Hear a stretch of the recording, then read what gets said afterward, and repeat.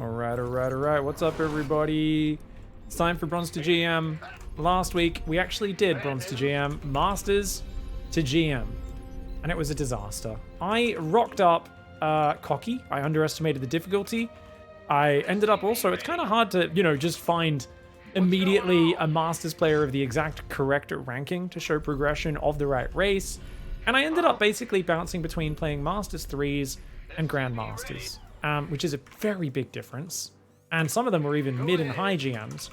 And I also realized, well, whilst the builds I'm teaching are really good builds and I love them, I think they're one of the most solid builds that show a lot of stuff I didn't show in the last Bronze to GM. I also am not good at these builds because I haven't laddered them a lot. And I was trying to play them against GMs and Masters players, and I was getting my ass kicked. I also wasn't playing too well that day, and I really had a bad day, and it went off the rails. And as a result, it's nowhere to be found on YouTube because I don't think it's good learning material for anything other than man overestimates his ability to both talk nonstop while teaching builds that he doesn't know that well. And apparently when you're trying to teach things that you don't know that well, it's a bad idea. So I've been playing a lot of these build orders over the last few days, the last week, and I've really been trying to learn the builds. I tried playing with them in the tournament yesterday, the weekly cup. I got my ass kicked, but I'm fine with getting my ass kicked because I think that's a great learning experience personally. And yeah. So we've made some small adjustments to the build orders as well, since we are just going to be doing the same order of builds, basically GM style build orders, same way I'd be doing them against pro players. And we're not really changing anything through Masters League, just so we can show you guys the same build and get that progression. Sure, we could make things a little bit simpler here or there, but I think it's more important to stick with our theme of showing progression of a build order in this Bronze to GM, and I've really been enjoying doing that, and I'd like to keep doing that as much as possible.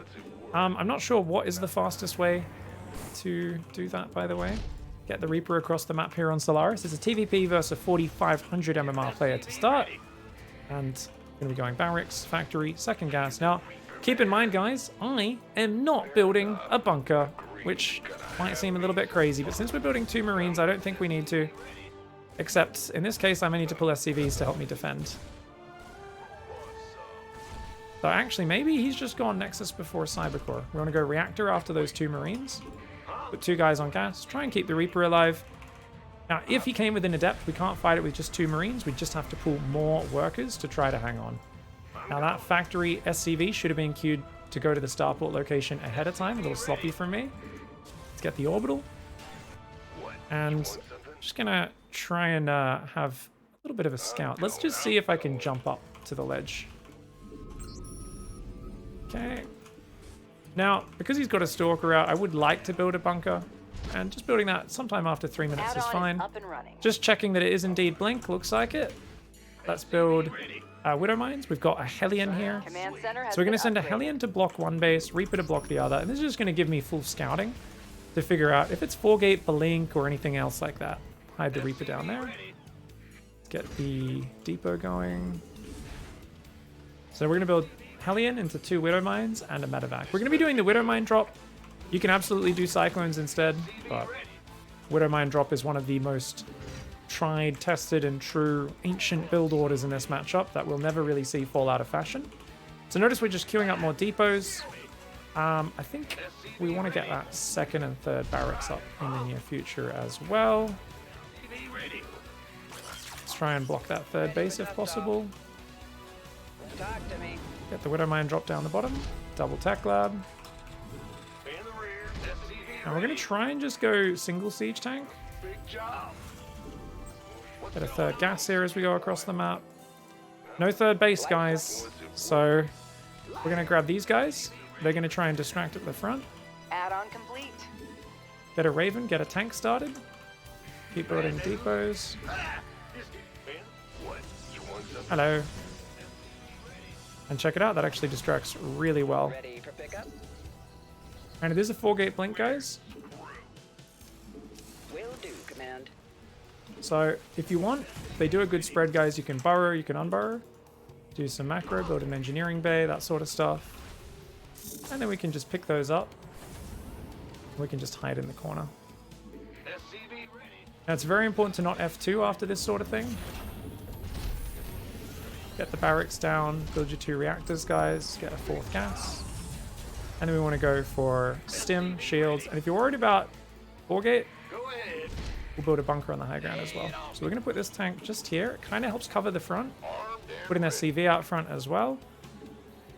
But notice he's kind of pinned defensively. It might only be 3-gate as well. It might not be 4-gate. And all these Marines are here. Alright, let's get +1 weapons. Put 2 guys on gas. And we want to just make sure we're still building depots non-stop. Oh! Okay, guys. What's going on? If we're really being super safe against 4-gate blink, you could just leave them there on auto repair. I'm gonna risk it for the biscuit. I just feel like we've got enough stuff here, and with 3 stalkers at home, I just don't respect what he's doing. I feel like we can get away with it because it's kind of late for that. It looked like he was taking a 3rd as well. Now, if there's... Why don't I get in? I could unload these Widow Mines. The reason I don't do it is very simple. I don't need to take that risk. I can sell this bunker on the high ground now because I got plenty of Marauders. We've got Widow Mines, and most important, Medivacs, guys. Looks like an observer just flew into our Raven. These guys just building depots non-stop. Just scouting around with my Raven. Oh, no! Oh, I did a boo-boo. I shift-clicked the Raven onto 2, forgetting that that was already on 2. Damn it. We were doing so good up to that point. We got a 4th and 5th barracks now. I just needed to go control click and we were fine there. Anyways, tank's gonna go up here, guys. Oh, we've got stim. So if they're just sitting there, guys, you want to stim, you want to move out so you don't give them any warning of what's happening. And you can try to chase them to about the middle of the map just to scare them. They can't really do anything. Start armor, start 2 more depots. Rally to the 3rd base.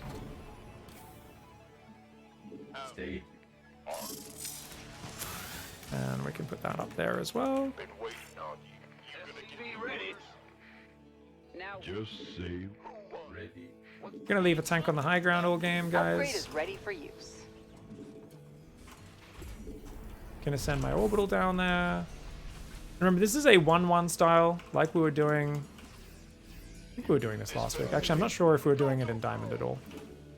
But essentially, it's a style where we pause our upgrades. Get a tech lab and a reactor. You want to get a Ghost Academy. Now, if they're going Colossus, and we know that, let's just double scan to check. We want to go into Vikings pretty soon, after about 4 or 5 medevacs. So we've got 4. If we want, we can build a 5th and a 6th, but no more than that, okay? So you can either go straight for Vikings really early and delay your Ghosts, or in this case, if you're going the Ghosts earlier, you want to build a few more medevacs and do a bit more multi-prong pressure, okay? So I'm going to use the Raven with the Bio to try and clear up the paths, kill any observers we see. We're going to stop at just mineral saturation on this 3rd base, so about 60 workers we can stop there.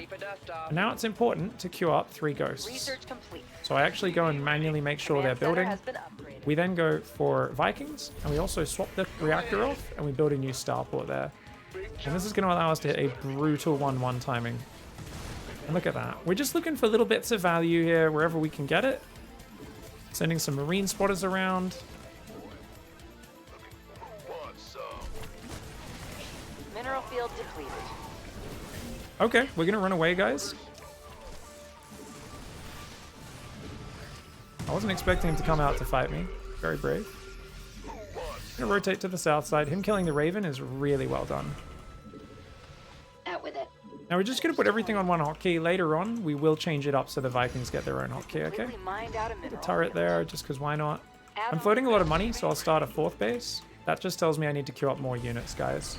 Notice how the moment we start queuing up a lot of Marines, Marauders, and Vikings, that becomes a bit better. We also do need an armory. Standing by. Gotta sit rep. Agent in motion. Out with it. Ghost. The Vikings also are very expensive once you have 2 reactors. So 5 barracks, 2 reactors. And sell this bunker. Get all these guys on hotkey. Our forces have opened fire. And unfortunately, like I said, we don't have an armory, so my Widow Mines are just getting cleaned. Now we want to grab 8 workers out of the main, send them to the 4th base. You can also take gases there if you start being a bit low on gas, as you can see we are. So just box these guys, control shift the SCVs. And let's get these Vikings on this other hotkey. Next few Vikings that come out, we've got a beautiful maxed out timing attack, guys. So let's go for that. Put guys on here. Oh. Alright guys, let's go for a win condition.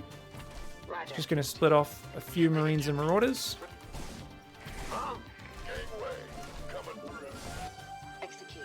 Move these Widow Mines forward.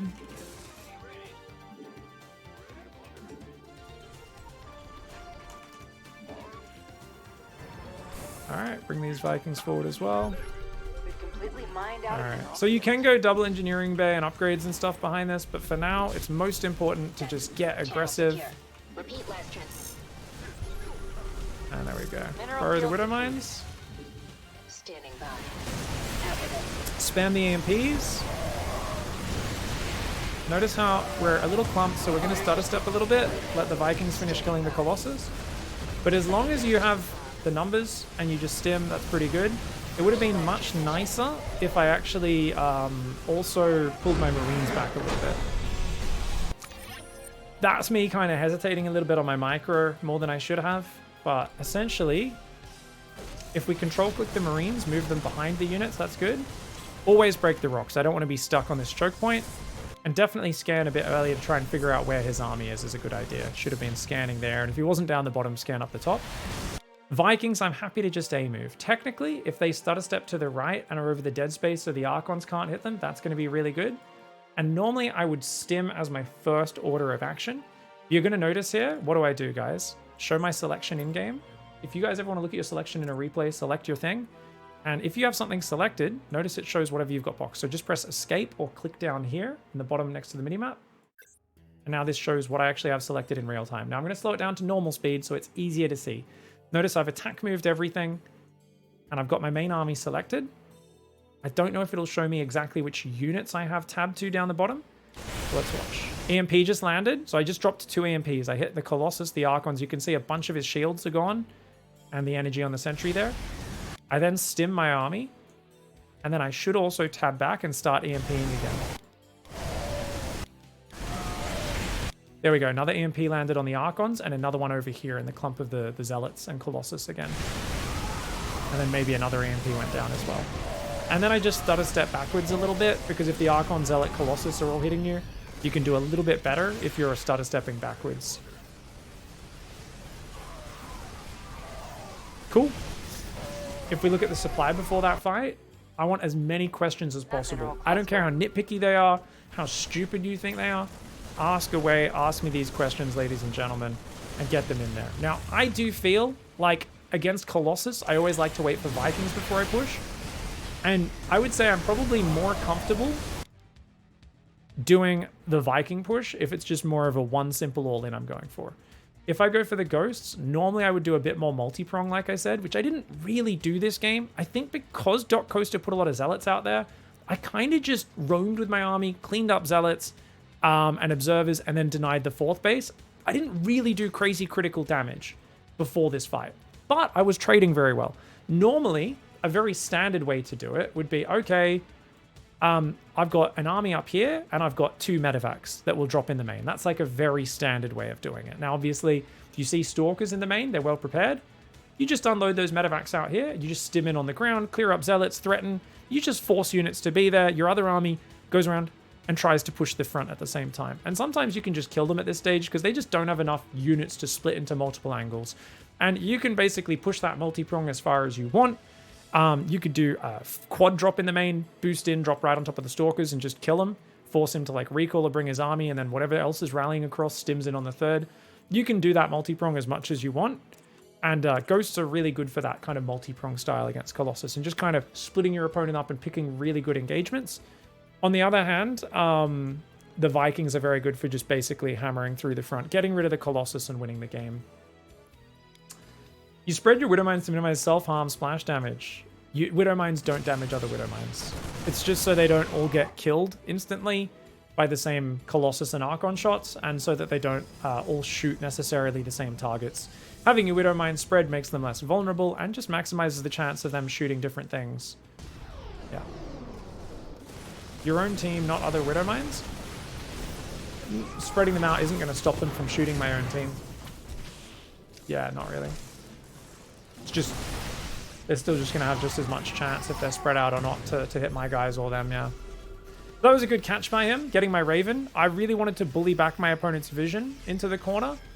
You're going to notice here, I froze up on my spending, which is why we floated a lot of money. Like I said, I've been practicing that last week. Haven't been commentating too much while I did it. And whilst I did a good job of talking you guys through what I've got to focus on and what the next step of the build is, we missed the most basic part, which is queue up a shitloads of Marines and Marauders. And I missed a few cycles of that. You can see here in my production tab, it's kind of embarrassing how many I missed. It's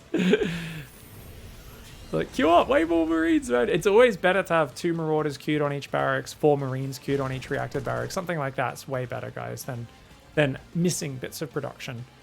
Yeah. If you float this much money, you can also, after that 4th command center, squeeze in 3 more barracks, potentially. But because I have 2 reacted starports, I realized that as soon as I did start queuing up my money, and you're going to see that in a minute, where I'm like, wait a second, oh shit. And then once we start building 4 Vikings at a time, as well as Marauders, Marines, queuing all this shit up, suddenly it's like, oh, okay, guess what? Actually, we're all fine. So these were still pretty good trades for me, guys. You know, just cleaning up the map control. You can see Doc Coast is just really blind in this game and struggling. I forgot I saw that Warp Prism, and I never dealt with it, which is an issue. Because I should have definitely sent my Vikings up to hunt to clear that. At this point, my Vikings should have been move up, find the Warp Prism, kill it, and then join up on the front for a push. Hey Pig, my army just melted there at the end. Any advice for what I should be doing differently? So Archons are really good for timing attacks before Ghosts come out, especially, or if your opponent skips the Ghosts. But otherwise, they're not particularly effective if there's a lot of EMP around. So something you can do is do more Zealot backstabs, Zealot Warpins in the main as well. And you can also go for either Disruptors or Psystorm a bit earlier. I prefer Disruptors generally, but you were way down in supply. So you were simply down in numbers, down in upgrades. I have Ghosts and Vikings. By the time they hit with Ghost Vikings 1-1, I would say if you have 3 Disruptors out and you have 2 Robos pumping Disruptors, you get a pretty good chance of, you know, holding off this attack and whittling it down and taking some good fights, especially if you use a good number of Zealots to counterattack rather than fight front on. But right now, I have, yes, there's only 6 Vikings here, but there's 3 more just behind. So I've got enough Vikings. If I have all 9 Vikings here, they wreck 3 Colossus, right? I've got a few Widow Mines, which are good versus Zealots. I've got a ton of EMPs across these 5 Ghosts. I have 1, 2, 3, 4, 5, 6. I have like 7 or 8 EMPs, which count as the Archons completely. Zealot Stalker doesn't really beat Bio as well. So it's just a really good timing for me to be fighting. Disruptors are very good for stalling out these engagements, buying time, as would spread out High Templar if we have Psystorm kicked in at this point. If we'd maybe got it a bit earlier, we could come in with some flanking High Templar here, High Templar here, High Templar here. Very hard for Terran to EMP the High Templar when they're spread out everywhere, and they're very good at dealing with this sort of army. So that could be really nice. Yeah, definitely engaging a bit further out would have been good while I was still breaking the rocks, because then you can kind of force me to stim and back off to your shield battery or something like that as well. So those are all good things that you can get done there.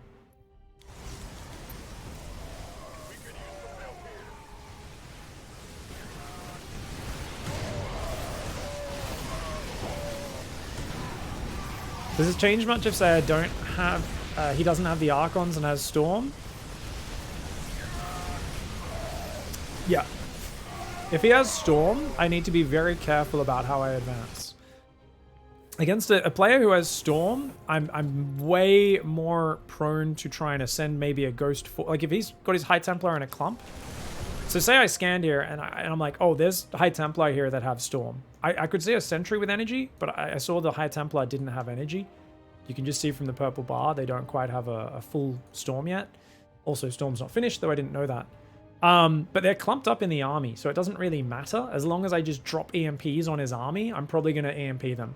But if I saw a High Templar here, a High Templar here, a High Templar here, I'd be like, fuck. And I would probably stim my army north. I would probably run north, and I would try to, like, maybe hit from the side with the Vikings a little bit when the Colossus come up. But my Bio army would just be trying to get the heck out of here. I'd be trying to basically run north, kill the base, and try to kite away, because High Tempo are quite slow. I would try to engage the Zealots and the Stalkers and do economy damage, force the Protoss to kind of be like, oh, I've got to defend this base, and basically be A-moving into me. And I'd kind of do like a defensive, a fighting retreat, essentially, would be the way to do that. Yeah. When's a good time to add Fusion Core? Would you prioritize Lib Range or Medevac Healing? Great question. Never Medevac Healing. It's a nice upgrade in the late game. Definitely you should get it after Lib Range. I've never made it. I will have to start remembering to, since it's a new thing. It's fun, right?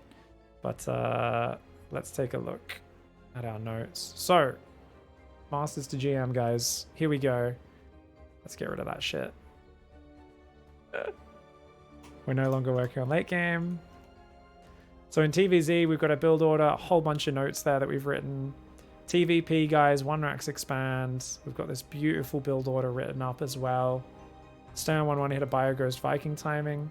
Let's talk about the transition, though. I haven't actually written down the notes. And you saw I did in this game. So 4th CC plus 5th and 6th gases, right? I've also been going 2nd Starport. 2nd Starport plus swap onto Factory Reactor. Factory swaps off and builds new reactor. Okay. Once we've done that, then you want to go 3 more barracks after the 4th command center. So you got 8 barracks production. And then you want to go Fusion Core. You want to go Lib Range and then Medevac energy upgrade. I don't know if you'll need to take gases on your 4th base at all. Kind of depends on how the game's gone. But I'm just going to leave that open. I'm not going to define that. Players can figure that one out on their own, I think. So this is after you've gone your 4th command center and up to 8 barracks. That's when you go for the Fusion Core. So this is a pretty early starport. You could easily go Fusion Core and Lib Range off just 5 barracks, and that might be an easier way of doing it. You can delay this till after Fusion Core and get faster libs. Is a perfectly fine way of doing it if you prefer faster liberators. So you can swap those 2 steps around. Just pick one that you always want to stick with as your standard and go for it. Unfortunately, bringing that medevac in was a problem, guys. The Widowmine drop, like I said, you got to be careful about that. But let's check. Was it 3 or 4 gate blink? If he didn't build any gateways on the natural, it was only 3 gate. Oh, it was only 3 gate. So it was only 3 gate blink, guys. I thought it was 4 gate because normally people build stuff on the natural, but Doc Coaster, like me, builds all their buildings in their main base. Interesting. Cool. Cool. Good response by Coaster, by the way. Oh, that actually got 3 probes. I didn't realize. We wasted some mining time. We got 5 probes in total. Not bad.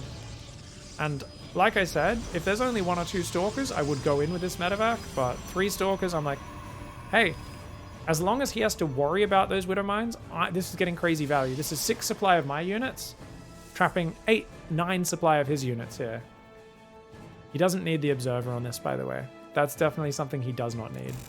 Because you can see basically the medevac from there anyway with the Stalkers. The Observer's not necessary. Especially if you're going to commit 4 Stalkers to it, that should be enough on their own. Yeah. But other than that, guys, pretty straightforward build order. Just a Widowmine drop. And really, really chill. All right. We've got ourselves a Terran vs. Zerg vs. Applejuice.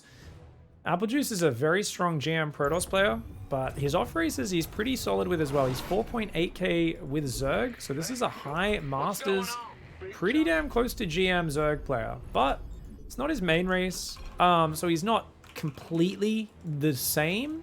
Kind of, then again, he plays enough off race. I wouldn't call him like an off race player. You know, there are players who genuinely play very few games with their off race, and it's like a real chaotic energy when they play that off race because they don't really have proper build orders or habits. They're just kind of doing random stuff. But Applejuice actually plays it quite a bit. Now we're going to be doing a 3 command center build, which we've already been learning a fair bit. We will be playing Widow Mines off it and doing more and more of that, you know, hot pickup micro and all that sort of stuff. Trying to make sure we get our drops active sooner rather than later as well. And if for whatever reason, like my medevac or marine production is lagging behind, we're always happy to just build a few more Hellions. There's nothing wrong with building a few more Hellions when you're playing Biomine style, because Widow Mines on their own aren't particularly effective. So you don't want to end up in a situation where you're like, I have 8 Widow Mines and 6 Marines and 1 Medevac and Stim's not done. Just keep that in mind. But our build order should naturally make sure that doesn't happen too much. It's just if the game gets a bit chaotic, he hits me with Ling Run buys and stuff, mistakes will happen. You got to be prepared for that. So very standard 1-Rex expand. Once again, we're playing without scouting, which, you know, I think you can absolutely scout every game. Oh, I guess we are scouting, just not early, right? It's a barrack scout. Now, the big problem for me I have with Widowmine and Bio styles in general is I play with a lot of lag, so I can't react as quickly as I'd want to. And as someone who is naturally a little bit more of a micro player than a macro player, I know it doesn't seem that way because, well, I play from Australia all the time, but Command center has been I'm telling upgraded. you let me play in Europe or in Korea for long periods, I always end up being a very aggressive micro-oriented player. And I've just kind of had to become a macro player due to my geographic handicap. Alright guys, Reaper's gonna go in.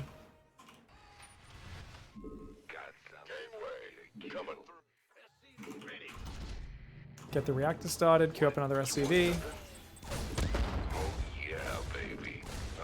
Good score trick. That's a 15-15, guys. Whoa! He was on a queued up A move, but he just didn't go close enough. Notice we're shooing him away from the pylon to get as much damage done as we can. Let's get that third command center. Normally I'd hide that a bit further back, but... Oh, hello. Bad news. Go ahead. Okay, there we go. Add-on is up and running. Oh, I didn't expect the turnaround there.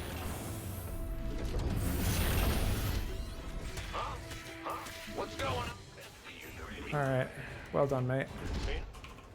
Good little distraction by him, and that is quite Command annoying. center has been upgraded. So what do we focus on after annoyance? Macro, guys. Building units, building SCVs. Reaper will go back to the front now. And we're going to get this one, of course. Where's that creep at? There it is. Just going to scout. Has that lair started up? I would imagine so. I'm listening. Ah, no, he's not doing the lair version.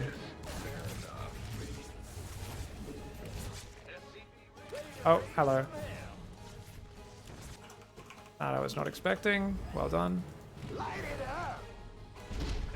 Let's get the tech lab for Stim. Start the depot. Normally at 51 supply. I'm just doing it a little bit early because we'll be there in a moment. Keep building SCVs, guys. Keep building Hellions. I'm waiting on you. And these 2 Hellions are going to have a little pokey poke. Add-on complete. Smoking. Let's do this. Nice. I think we just saw a Liberator, guys. Spore Crawler, I mean. Alright, let's get Stim started. Command center has been upgraded. We need to get 2 barracks going, guys. His Ling speed's very late. Go ahead. Huh? Big job. Double engineering bay. Normally you need a second depot in the wall, but on this map you don't. Light it up. Talk to me. So it's important to remember to start that depot. Because normally you remember to build it just because the wall off's there. On this map you don't. Daylight's fine. Now he's probably got Ling speed by now. You do have to be a little cautious.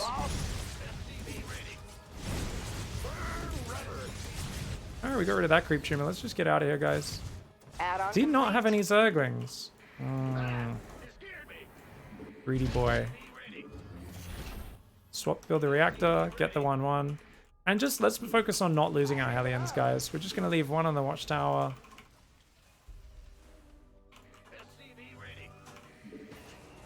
Drop mules.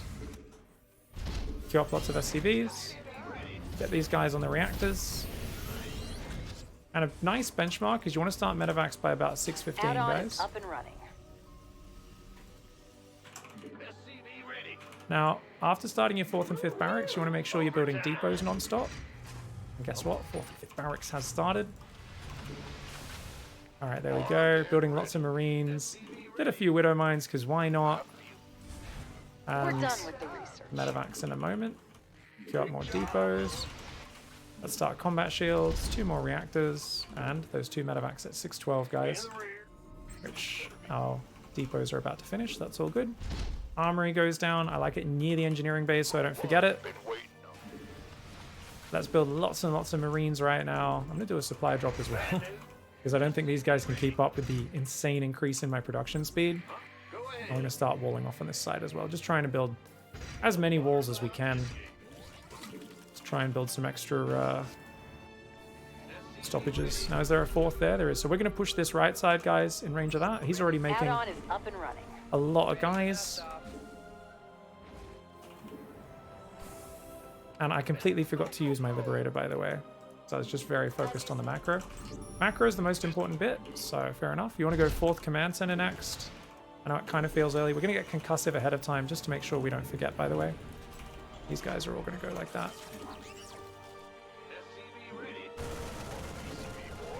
Our SCVs are under fire. Oh, hello. Upgrade Alright, we're is going to build ready that for 4th Command Center there. Our base is under attack. They're hitting our SCVs. We're done with the research.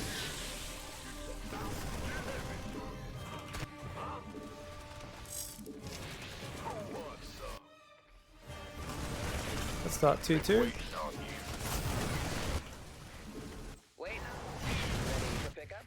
These guys all did run in and die. I should have pulled them back rather than trying to micro both sides at once. It is what it is. Nothing left in that mineral cluster.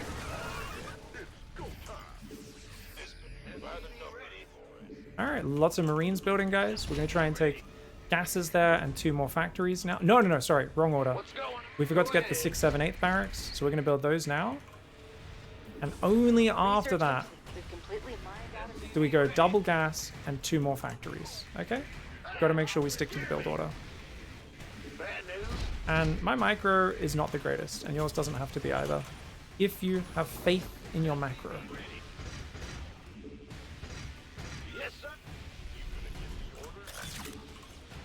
And there we go.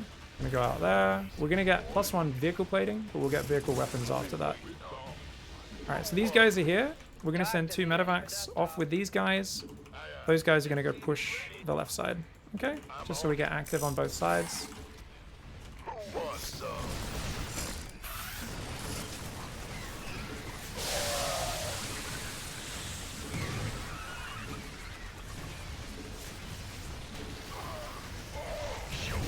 Whoa, don't pick up into the red hit point medevac. Don't do that, please.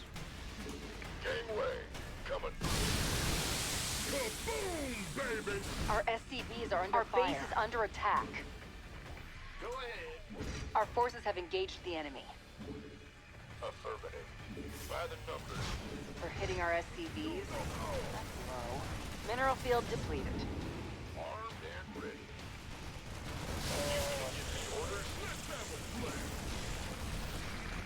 I was not expecting this, guys. Thanks for the Bezos bars.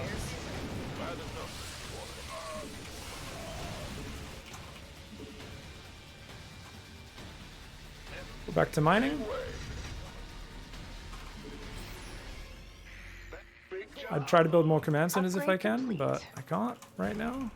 Really good run-bys for him. He's keeping me really busy. Command center has been upgraded. Like I said, he's basically a GM player, so we're not meant to necessarily win these games. He's also playing incredibly abusive. Nothing left in that mineral cluster. Really good play by him, all things considered. Okay, really well done. Just a mixture of constantly doing run-bys and stuff. I mean, this is such a good way of playing it.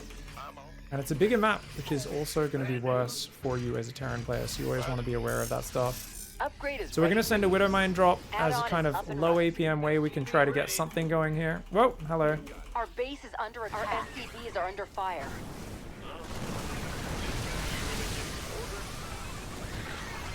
They're hitting our SCVs. Marine's a little bit slow to pull back there. As I said, I can't really do all the fancy micro. Our base is under attack. Okay. Picking up or dropping off. Mineral field depleted. FCV ready.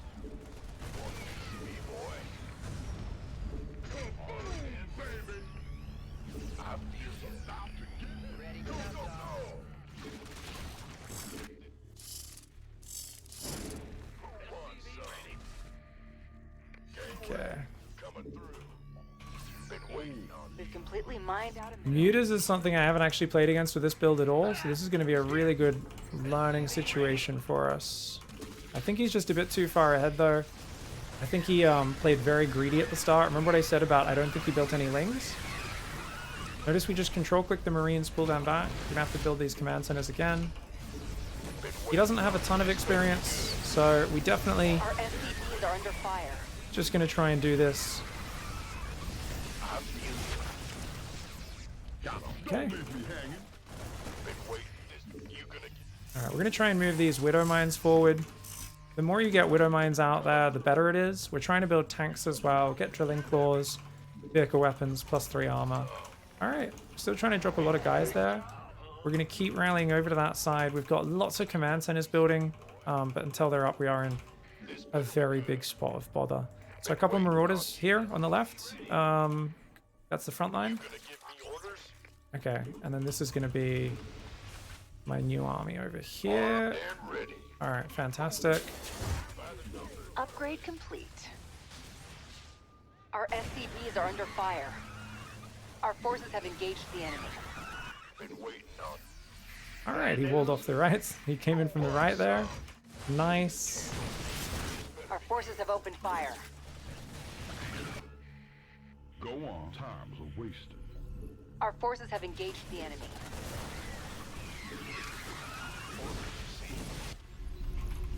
SCV ready. Nothing left in that mineral cluster. It's about big job. Alright, we're going to try and do that. Try and get some sensor towers out here as well. Mineral field depleted.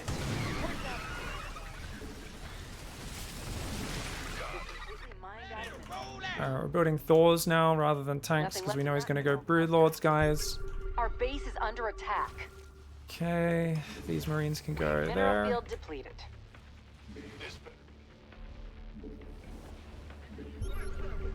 Yep, he's Command morphing his center has broods. been hitting our base is Okay. under mined out a mineral field. Waiting on you. Command center has been upgraded. Okay, these guys are going to go Watchtower and that way.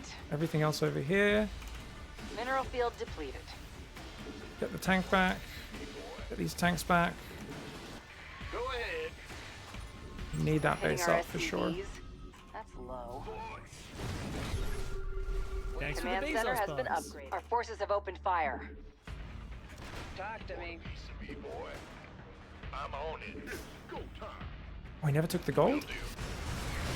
Nothing left in that mineral cluster.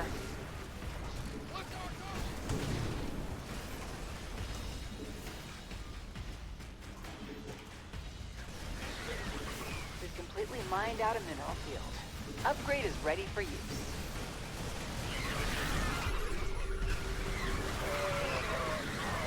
We've exhausted a vestige.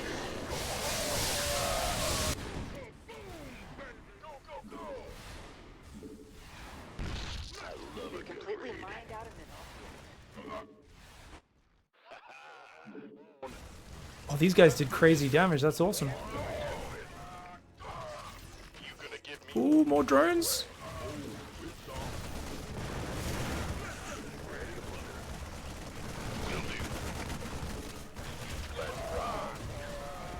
Nothing left in that mineral cluster. Get me back into the fight. Fighter flight. Ready for pickup? Game way. Coming through. This better be good. Our base is under attack. Father, go. We could use some help here.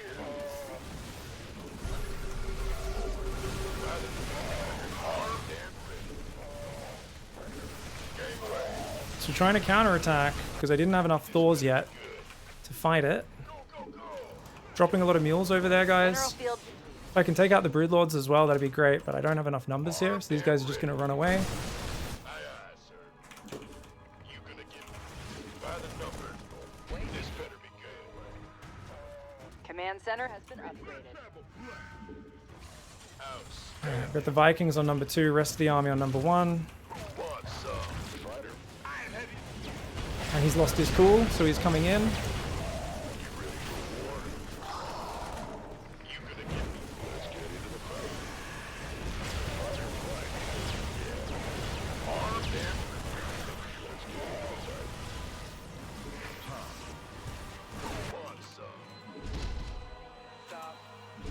I'm going. Alright, we got him.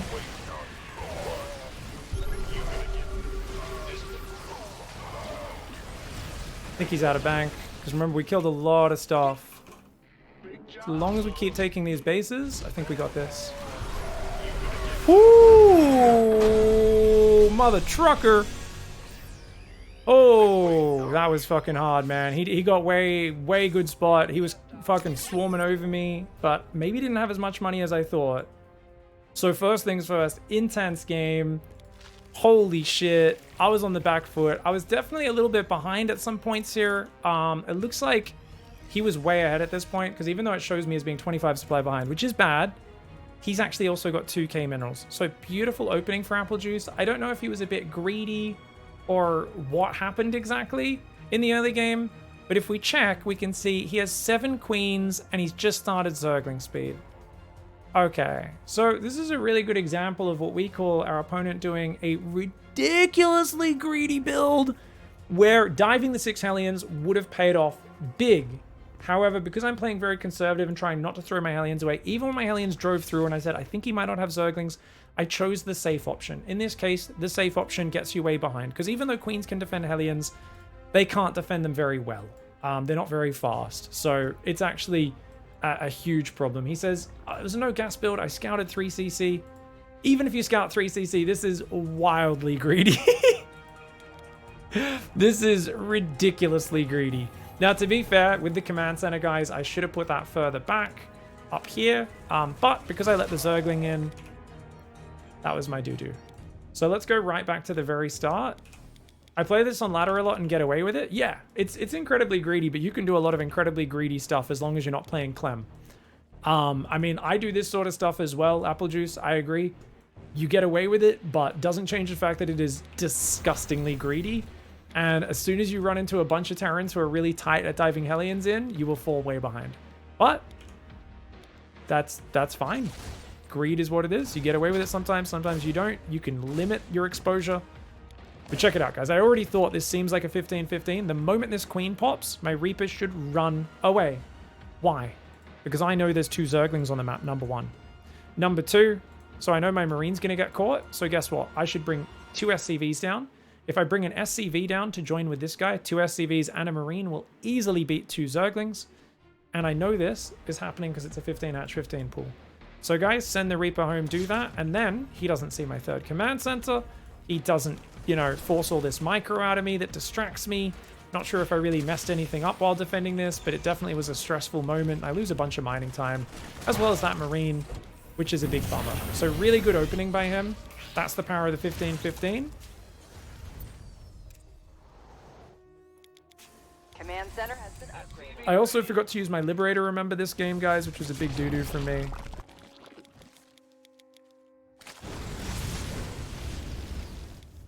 Alright, we only got 2 drones there. Yeah, the other thing you can do multi-prong Hellions is probably one of the best way to do this. I was pretty slow on building these last 2 Hellions, guys, so I'm getting my 6 Hellions out very, very late. I'm not sure exactly why that was that slow. If it was just the link speed being delayed or what have you. Your first 2 Hellions should normally start about 3 minutes 16, maybe 3:18. But I was a little bit delayed because I lost that mining time and got distracted with the micro. So try to get those started just a little bit earlier. And then we should pretty much be non-stop building Hellions, but yeah, I was a little slow on starting them in the Liberator. So that just shows how a small disruption early game can really cost you. I also lost my Reaper, which was not great. And how long till the 4th and 5th? See, the 5th and 6th Hellions are also quite delayed. So I definitely could have done either 2 Hellions on the top, 4 Hellions into the natural, or 6 Hellions flat. And that would have been a really good dive. Now, what could have ticked me off that I should have done this, or tipped me off, I should say, is when I ran in with these Hellions, I saw he already had like 10 drones on his 3rd at 420. Despite doing a 15-15 pool. So I know he's in like a very economic position, right? Super economic position. And also, if my Hellions steer in, I see no Zerglings. And if I see this really fast 4th hatchery as well, being down pre-5 minutes, it's a good thing to think, okay, he's spending all of his money on queens, drones, hatcheries. Might be worth the gamble. Doesn't change the fact there could be Zerglings and min speed finished. You always have limited information, and it's partially a meta thing, partially a feeling thing. Once you get to Masters in GM, you'll play the same players a lot. It's yours. Almost want to stack up a memory. Where I'll go, Apple Juice likes to play gasless off 15-15. Let's remember to mix in a Hellion dive on him once in a while. Really good way to do it. Now, this Liberator should have already queued in there, and I could have done that while poking with the Hellions to be a bit more aggressive. And that could have done some really important damage to slow him down right now, as well as just maintaining some presence. By pulling home, I kind of show him that I'm not willing to dive, and he gets to just focus purely on economy with literally 0 defense till he's at over 60 workers. So really good greed by him, and that's going to get him massively ahead in this game. On the other hand, I got to walk you all through the build much cleaner this game because I focused on my macro, which is good. So just to walk you guys through it, guys. So it's 6 Hellions, 1 Liberator.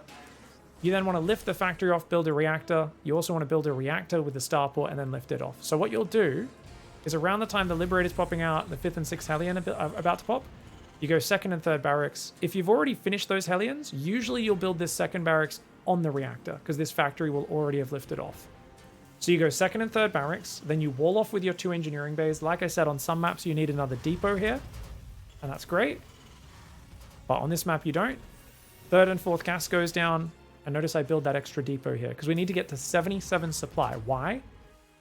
Because we're not going to start depots again until after our 4th and 5th barrack starts. And those next depots will be walling off the front base of our 3rd.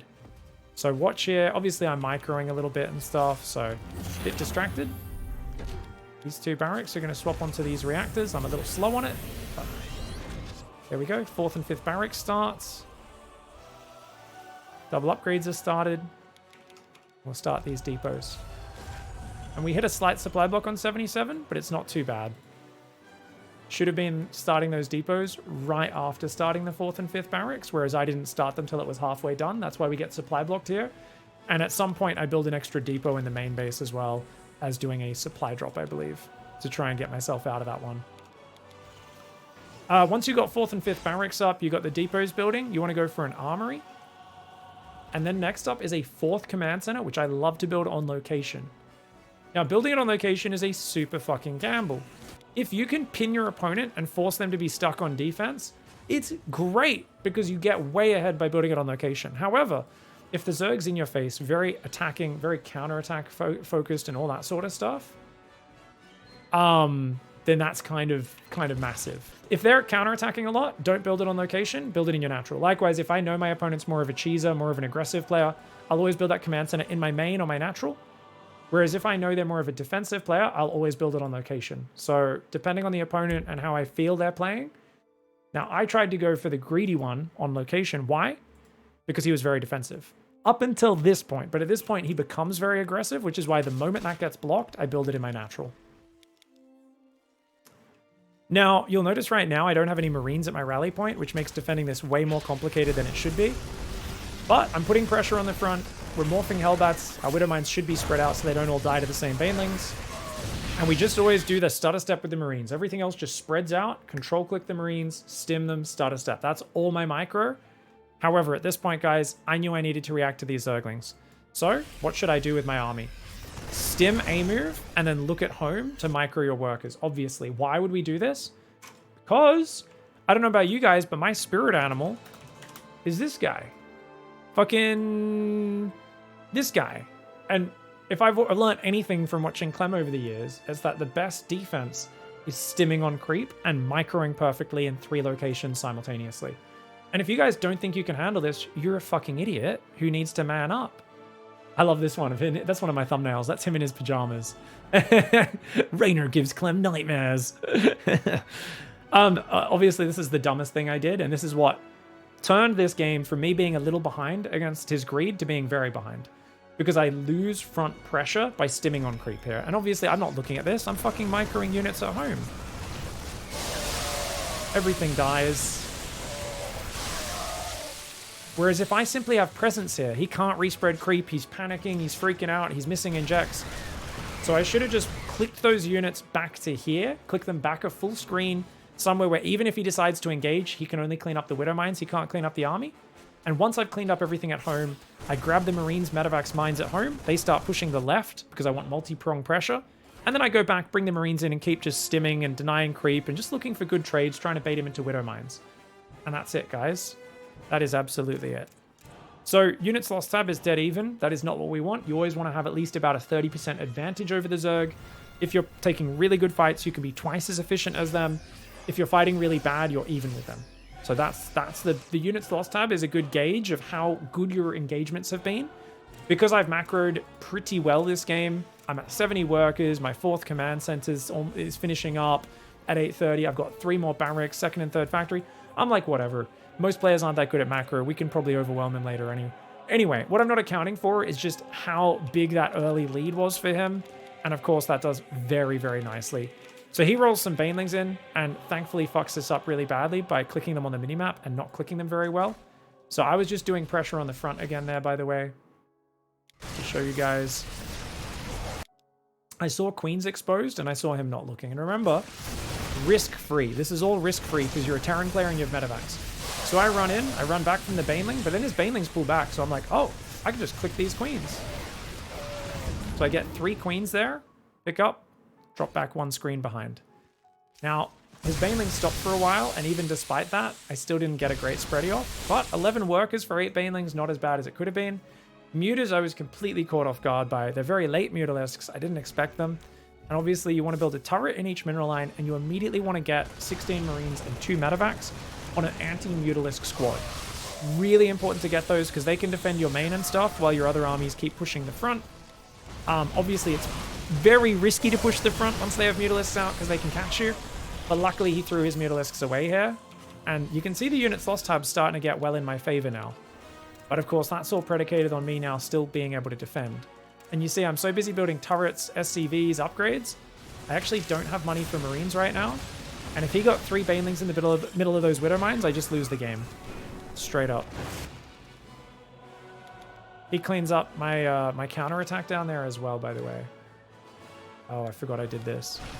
So the Mutalisks shocked me so badly, guys. What was my response? So the Mutas show themselves, and I said, cool, let's go do some counter drop pressure to keep him busy. So I just say, drop down that. Now, in this scenario where you know you're going to be frantic at home, rather than dropping, what I could have done is I could have right-clicked here and shift-clicked down here.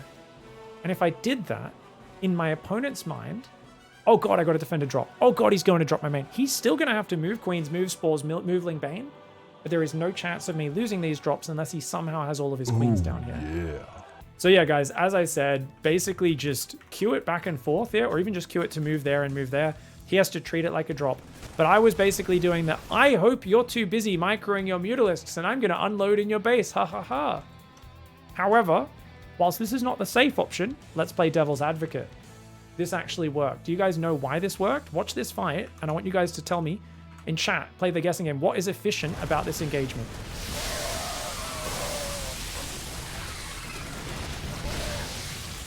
All right, let's see what chat has to say about that. I'm curious to see how well you guys understand StarCraft. No, Apple Juice, you gave it away. Apple Juice is in the chat as the first one to type.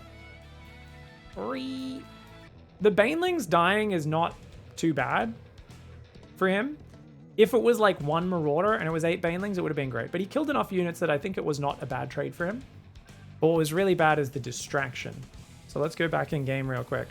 What happened during those 10 seconds he was looking at that drop, guys? He's looking down here. You can see the red screen on the minimap, and he looks back up here to save only 1 Mutalisk. So the distraction actually paid off. That's not reliable, which is why I wouldn't advise just dropping a ton of units in a base and going, I hope this distracts him and he loses all of his mutas. Bit of a gamble. But it worked out in this particular game because it cleared his Mutalisks. If he still had his Mutalisks alive and kept bouncing into my main, picking off add-ons, I'm pretty sure I die this game. But anyways, basically I'm resecuring my 4th now. I've got a planetary, and I need to just start spreading Widow Mines around my bases, in front of my bases, to defend this. right? And I need to just get, I send a Widowmine drop for a counterattack, but before I can even get set up defensively, he's already in. So I run my SCVs behind the base, we stim forward, and notice the moment he comes towards me, I've got to stutter step those Marines, and I'm a little bit slow. I lose a few Marines. It's not as bad as I thought it was in the heat of the moment. But as long as you get the Marines behind those Marauders, and you kind of pull back through the Widowmines, you'll be okay. And I immediately redrop command centers, because I'm like, dude, if I don't get these bases up, I am screwed. He's got unlimited bases, and I'm dunzos. I did the Widowmine Q up drop thingamajig, but he's on point, so I don't get any Widowmines in. These two Widowmines maybe get some value later on in the game. I have no idea. Problem with building those command centers on location, guys, they both get killed by the next attack. And this is a disaster. Whilst I'm trading very well defensively, I have no income. So I, once again, instantly rebuild it. But the next command centers I build in safer locations where I can actually defend his next attack. And obviously, I'm just trying to survive. I'm like, I need more command centers right now because we're getting to that stage of the game. I've got 3 factories. I've got 8 barracks. Missing a tech lab there, but that's okay. I'm getting towards 3-3 and starting to add vehicle weapon upgrades. I should be building bio, tanks, but I'm just squeezing in command centers because at this point I feel he's just going to keep smashing command centers. I need reserve command centers. And you naturally do want to build more orbitals as the game goes on anyway, because orbitals are friggin' sick. The next thing you build normally is, after those 3 factories, you do build 3 or 4 orbital command centers. So we're basically trying to move the Widowmines out a little bit, trying to get a little bit more coverage and spotting and time to react. I'm trying to pre-spread my units. So if I get attacked in 2 places at once, I don't need to try to like micro everywhere. I can just kind of stim. You can see here, he gets scared back by just a Widowmine Marauder scatter. And these units go to the right, which is great. I should probably put a Widowmine down there to see any future attacks coming in that direction.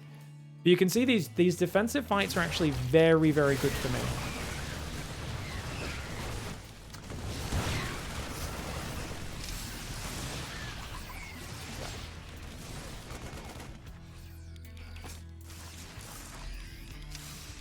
So what are we doing, guys?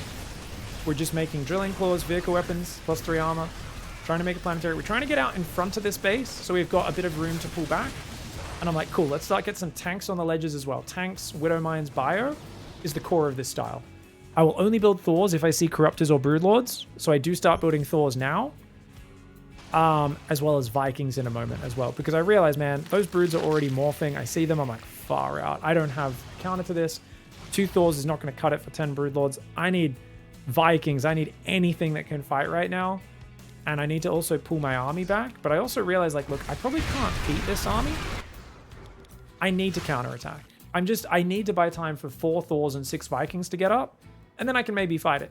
So I grab my whole bio army, 4 medevacs. I send it through the right side. And thankfully, he's messed up on his creep spread. He doesn't have much map control on the right side. So he doesn't see it coming. He's kind of been in so much control of the game, he's kind of in F2 mode. Whole army's on one control group, whereas he could actually be swarming the right and swarming the left at the same time, and there's nothing I'd be able to do to come back from there. But I pull back with all these units. I think that siege tank maybe I leave hanging out, and I can say, look, maybe if I can defend here while distracting him, we'll buy enough time. But he actually continues forward, which I wasn't expecting, because I thought he would have already seen this army coming and have diverted his army down here. And then I realized, oh, he's crazy. He's pushing into me. And I'm like, okay, these guys just have to go. We've got to stim. We've got to get in there and distract him right now. Oh, man, Widowmine got a 6 splashy on the Broodlords. That was actually awesome. So our Vikings come forward and just start trying to kill the Broodlords, hoping there's no Corruptors around. They will automatically fight the Corruptors over the Broodlords, and 2v1 they will win.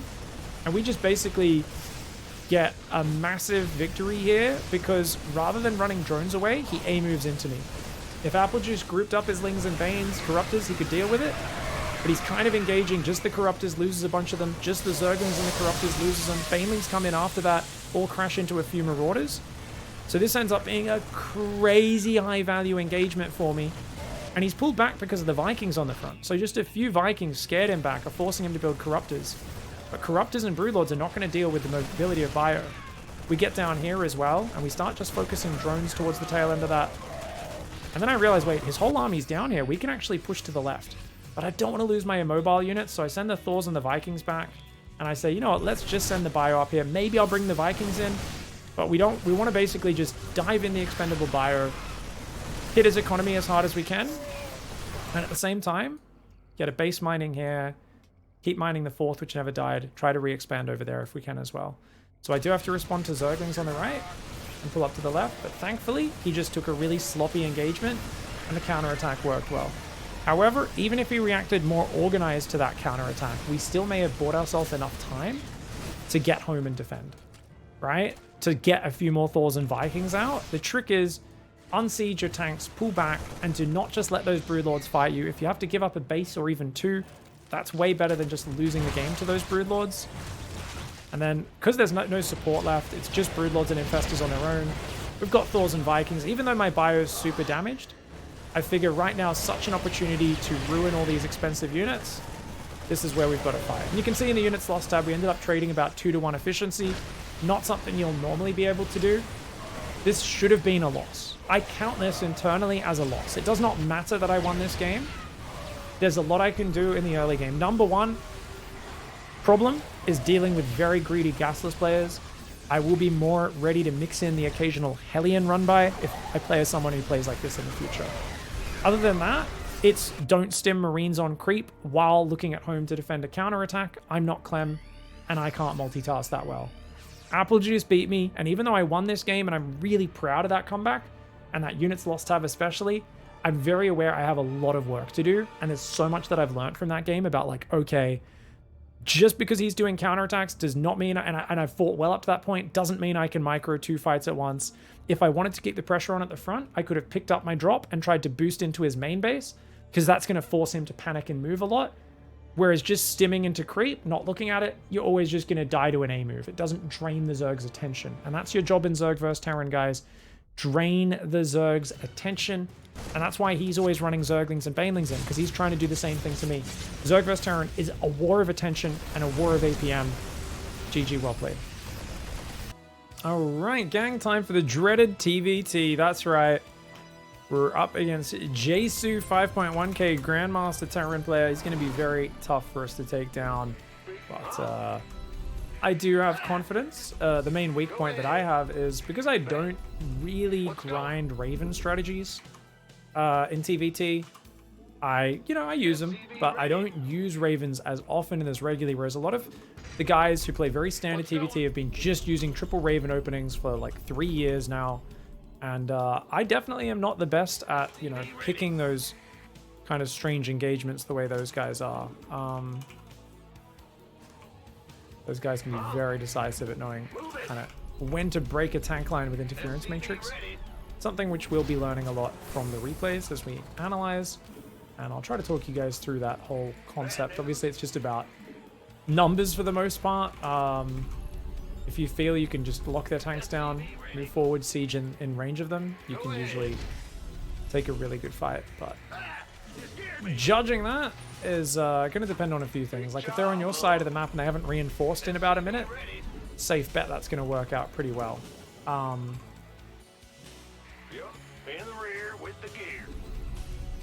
Just due to the nature of, oh, he hasn't reinforced his army in a while, I have. There we go, guys. Just going to quickly check around for Proxy Marauder, as we always do with the Barracks SCV.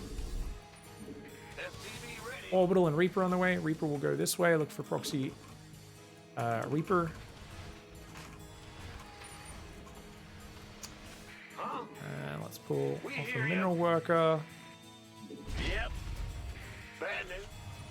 In the rear with the gear. Pull 2 workers off one gas, 1 worker off the other gas. Get the second depot.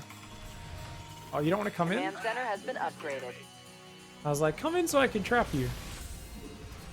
You didn't want none of that.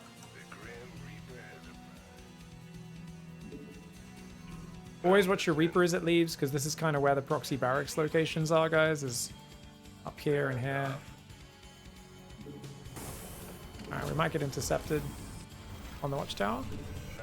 It doesn't look like it just yet.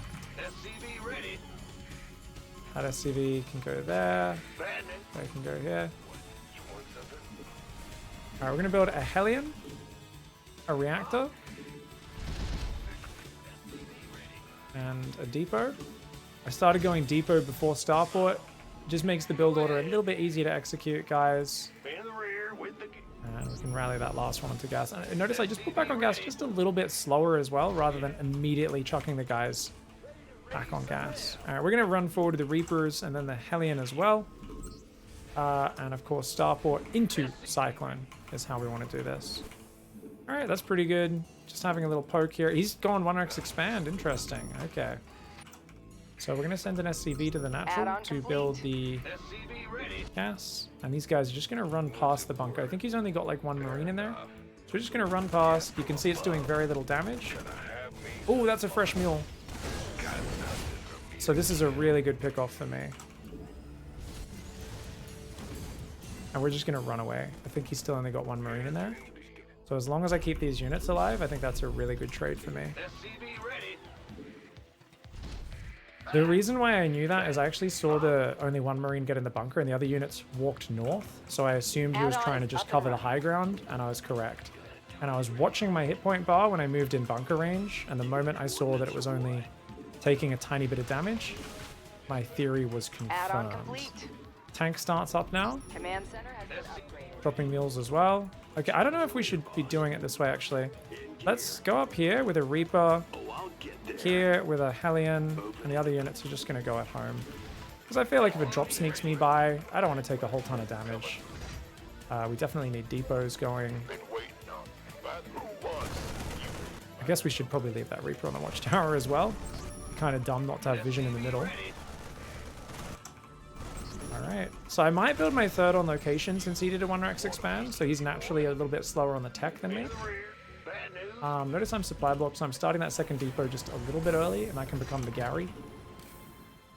Oh, a bit slow on my next tank, guys. That tank's already on the natural. Research complete. So I'm being a little bit sloppy in my production, as you guys can see. Guys, why is that unbuildable plate there? That seems like that's in the wrong spot. Right? I don't know. It's confusing. Maybe that's to stop cannon rush or something. Okay, we've got third. I think I'll push with 2 tanks. But I'll make sure I start the next one as well. Gary's still building depots, of course. We're going to start that third base on location. Just after 5 minutes, about 5:15. Keep building SCVs, guys. And put that tank. All right, let's do it. Ooh, I accidentally pulled the guy off gas, guys. Put him back on there.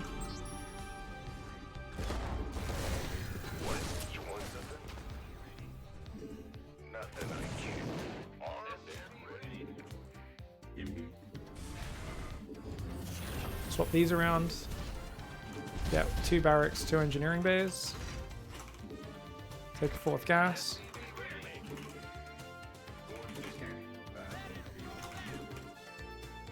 Ready for service. Light it up! Been waiting on me. Aye, aye. Show me who you want to die. Yes, sir. Put 2 guys on gas, rally to the 3rd. Grab the extra workers, send them over there. Get 1-1 started. Oh! That, because I'd scanned, I didn't think he was going to move forward to intercept me. That was sloppy for me. Alright, we're going for it, guys.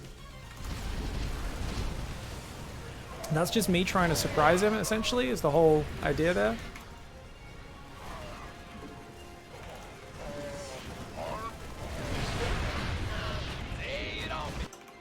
Okay, quick. Orbital. 2 more barracks. Armory. And then back to depots in a moment. Stims on the way. 5 barracks. A little bit sloppy on the macro there, guys, because like I said, I wasn't watching the fight, thinking I could just move up and siege here and get a contain. And that really cost me, because now I'm kind of like, ah, crap, that fight didn't quite go the way I wanted it to. Gary's going to start building depots, even though I'm nowhere near supply blocked right now. And we're going to repair the Raven and then go back to that. Make sure you non-stop build tanks, Marines, and try to continue this path forward. We're going to grab 1 SCV and put it on the watchtower there. Gary's going to keep building depots and make sure everything is set to that rally point on the natural. Alright, 2, actually, we'll make a medevac or 2, and then it'll be non-stop Vikings from there. Alright, we're going to go 2 more reactors. Because I've got a lot of minerals, guys, we could go for more as well. But for now, I think we're kind of just going to chill, get the second factory, keep building tanks, start pumping Marines, get the second factory. If I'm still floating money in a minute, then obviously we'll do some other stuff. But otherwise, we're just going to try to do it this way. Upgrade complete. I'm very blind right now, which really sucks. So I'm going to try and go land the Vikings on the watchtower. Add-on is up and running. Vehicle weapons is on the way. 2-2's on the way. Remember, the reactors are finishing. As you get that, you do start to get to spend your money.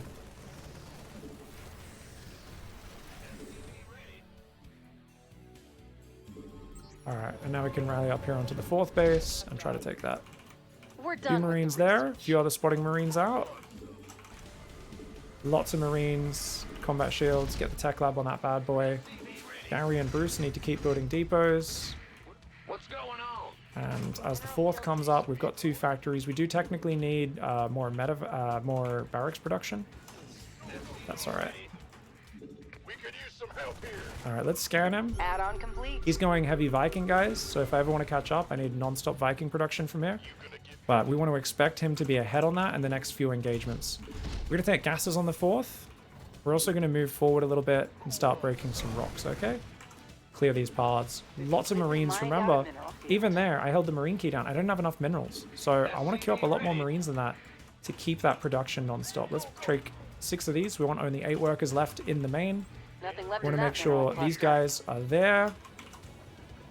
And we want to get those next 3 barracks as well, just so we have lots of extra production so we can react with that stuff as it happens. Vehicle weapons and 2-2 are on the way, and those should probably be the last 2 depots that are required. Actually, we only need 1 more. Orbital up there. Alright, more Marines building, more tanks building. And of course, more Vikings. Research complete. Alright, let's try and move forward, shall we? Try and put some pressure on him. This better be good. Alright, we've got Upgrade 80 is ready workers. for- That's as many as we want. We don't want any more than that. We've got these barracks on their hotkey as well. Been waiting. Man, big job, huh? And next up, we want to just build more command centers, of course. Command center has been upgraded.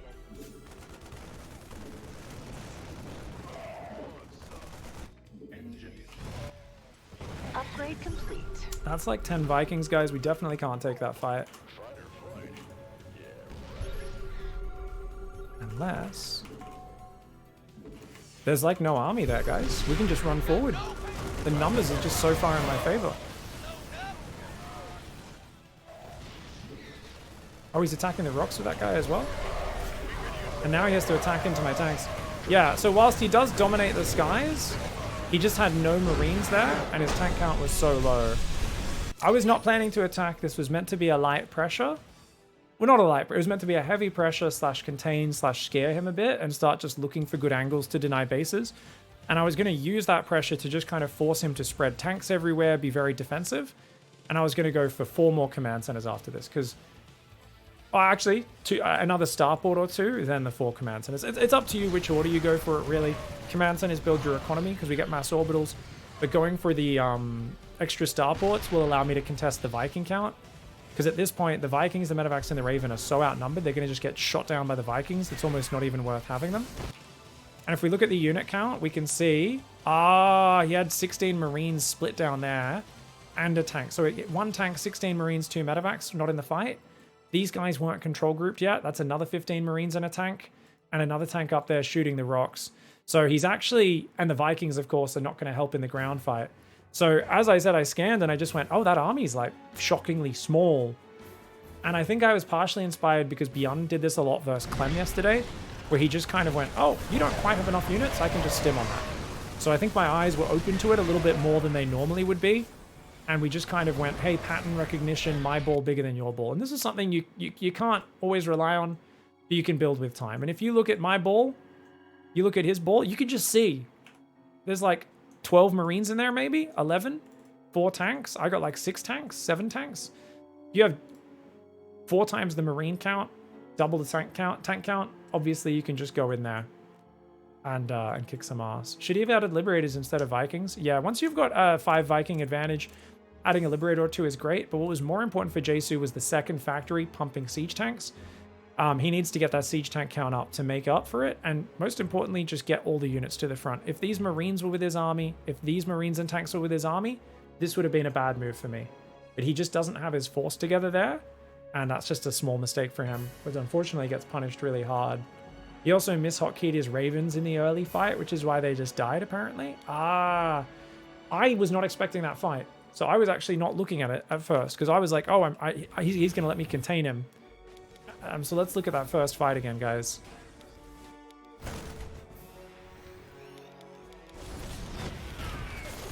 So getting the Cyclone, I mean, yeah, this was really good. And yeah, I should have seen him actually moving out, but I'm a bit of a dummy. So I wasn't even watching here, and then I was like, whoa, we're fighting? I was like, oh shit, I dropped 3 panic auto turrets. And then he doesn't hotkey his Ravens separately, unfortunately, so he doesn't use them correctly in the next fight, I guess. And I end up just spamming auto turrets, because my scan sees that he's unsieged all of his tanks. So I just went, YOLO, spam auto turrets, and let's hope this works. How well does it really work? Well, if he dropped his auto turrets, probably not at all. So he kind of fumbled there, and it was me surprising him and catching him making a mistake that actually made that an okay call. Probably not the best decision, all things considering, guys. That was a bit of an opportunistic strike that paid off big. But looking at how much money I was floating, I would say as a general rule, a better option there is to just back the fudge off. We don't need to take that fight, right?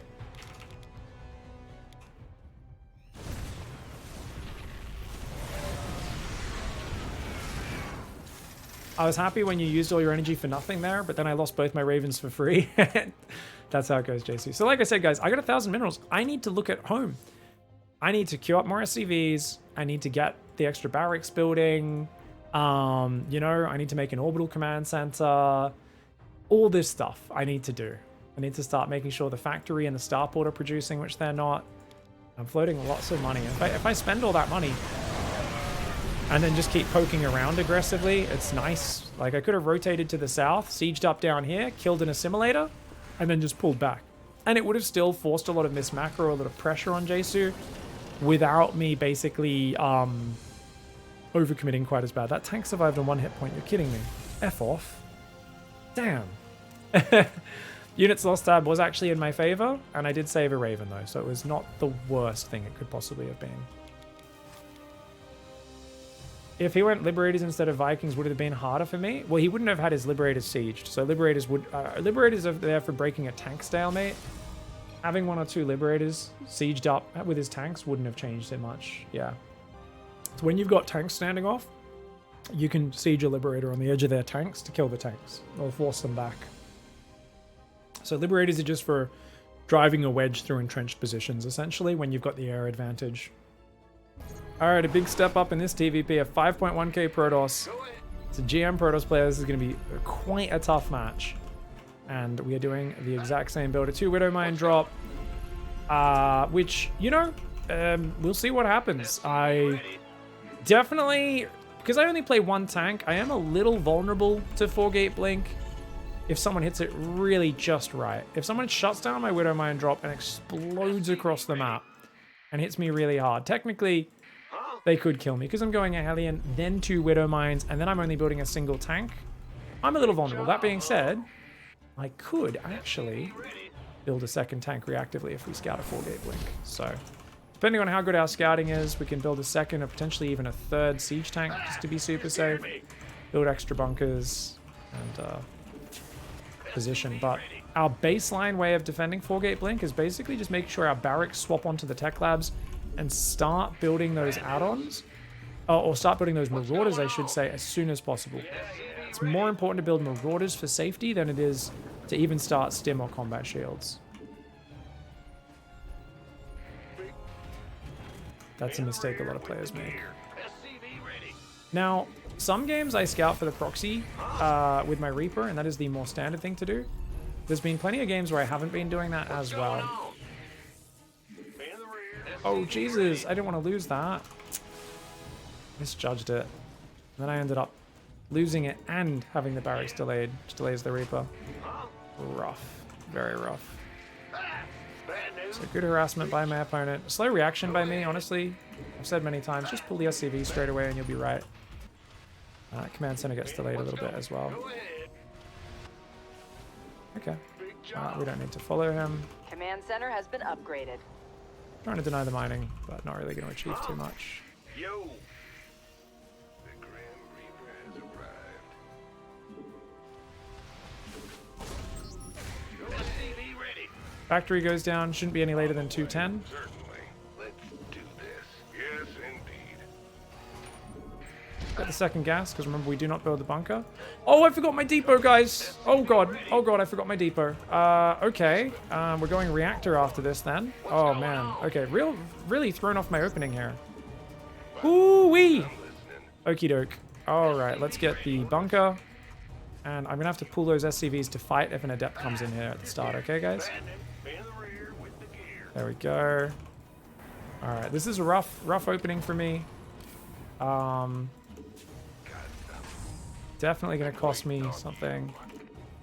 If an adept comes in. Oh, 2 stalkers. Okay, we're playing a real gimmicky build.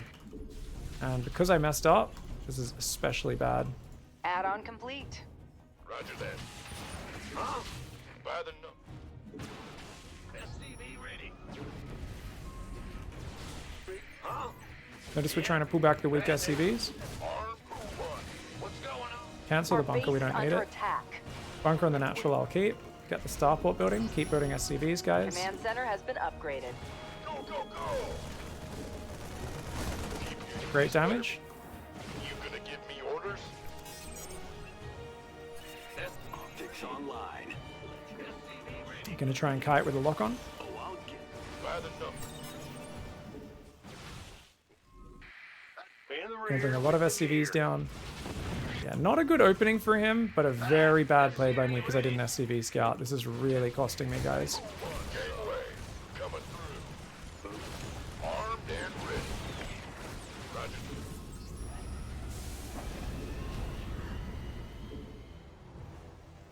What's going And that's going to be a nice all-in victory.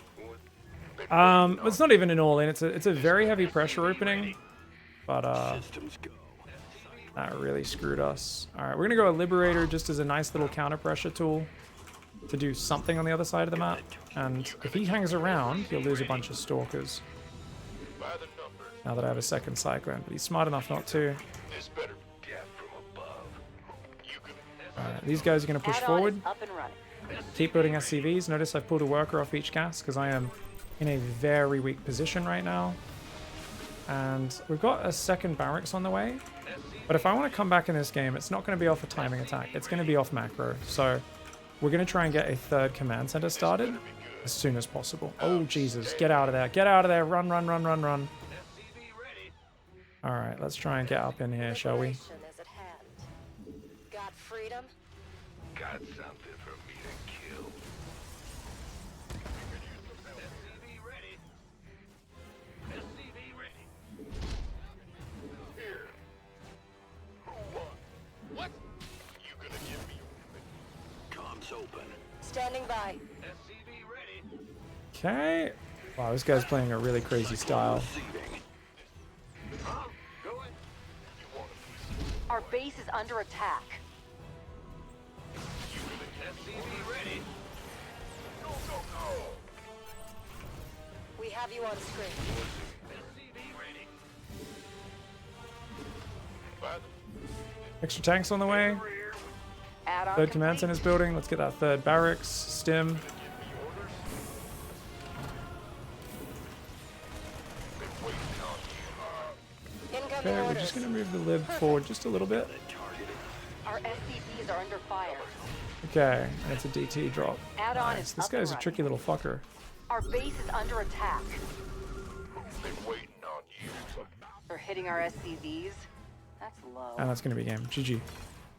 Good job, guys. You have to build your second depot. That's all you can say there.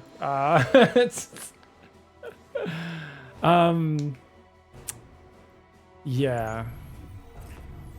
So I should write down this stuff just to show you guys a proper learning approach, but essentially if you don't build your second depot, you will lose every game you ever play. It's kind of like forgetting your second pylon or your second overlord. Here we go. We've got different notes here. Verse 2 gate. So verse a 2 gate opening, all you want to do bunker on high ground, make tank, drop mules plus rally SCVs to main base, and then retake natural. I don't know if we want cyclones or tanks. It's really up to you. But as long as you get a bunker on the high ground, you're fine. The reason you don't go bunker on the natural is because you won't get it up on time. So if you go for a Reaper starting at a minute 58, which, what were our mistakes this game, and there were many. As soon as you see a probe, you're meant to pull an SCV. We saw that probe at about a minute 17, and we pulled it at about a minute 22. Comes in division a minute 16, we only pull the SCV at a minute 20. And we pull it from the wrong side of the mineral line.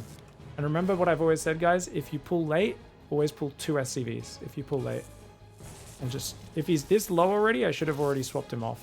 But tried to swap him off a second too late.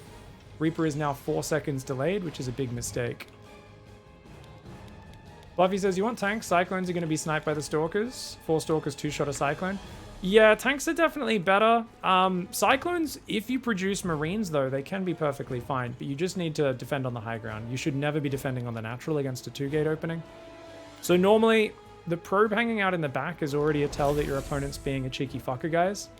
Why does he want to waste my time right now? Now, I would still rally to the probe and kill it with my Reaper, unless I actually know that this player is a very aggressive player. But you got to get straight across the map as quickly as possible. And you should be able to scout what's happening pretty early.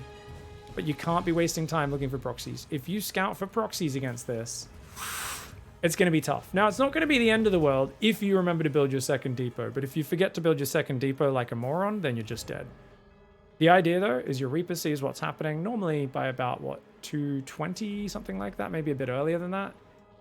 You go across the map at a normal time. And that gives you more than enough time to get units out. Say 2:30, you realize it's 2-gate, you're like, oh shit.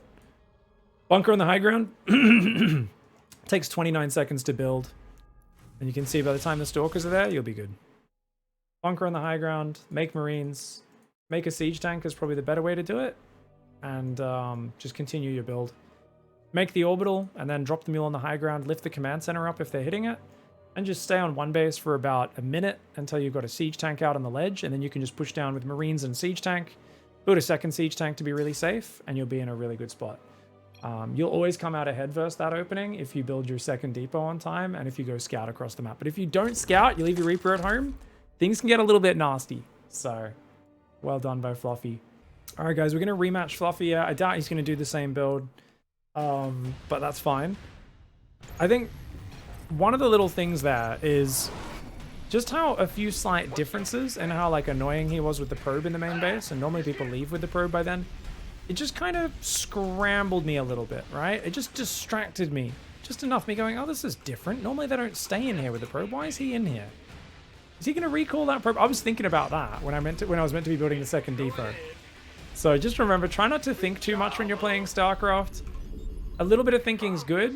But if you can't come to a quick conclusion about something and you're too much going, what does this mean, man? Then you're basically, that's a sign you're spending mental energy on a dead end. It's usually an ambiguous situation where it doesn't necessarily mean anything. And spending time thinking about it is not as good as just scout. Just hit your build, scout to confirm what's happening, and get 100% information. Because you can try to mind read your opponent from some tiny little tell or something as much as you want. It's never as good as actually knowing what's going on.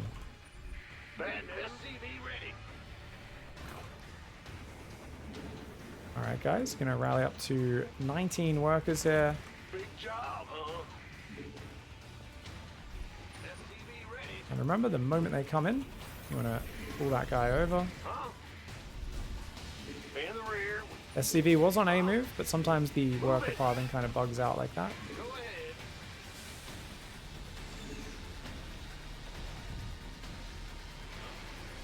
Ah! What's going on? Okay, looks like he's just harassing right now, which is Big a job. bit of an odd choice, but it is what it is. Oh, he's gonna stay in here again. Alright, no worries. Bad news. Command center has been upgraded. Big job. All right, Reaper's on the way, Marines on the way, more SCVs and depots are building. Could have already started that factory, but that's all right. Second gas going. Go ahead. I'm listening.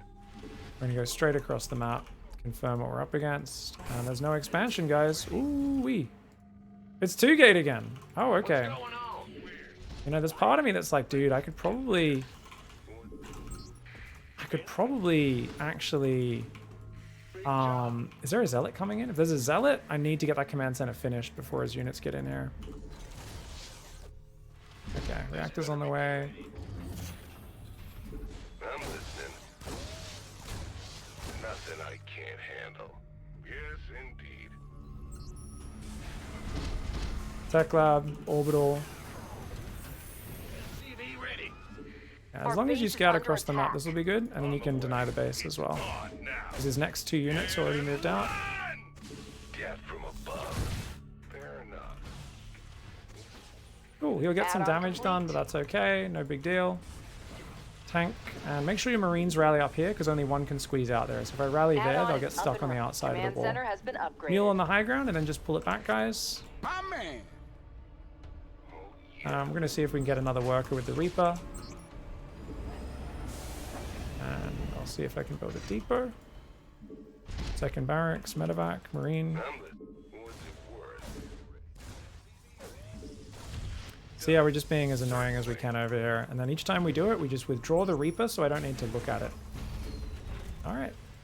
We're building SCVs. Now, putting a tank on the very edge is kind of dangerous, guys, but I think because I have 6 Marines, it should be okay. Yeah, it'll be great. I'm going to build a second tank anyway for a little bit of safety. Ready for dust off. Alright, you go there, you go there. I do think we can go across the map with a Marine drop as well, potentially. Boy. Now what? Here's your So we're going to try and do that. And then we can make an extra tech lab here. Make a third barracks. Repair that.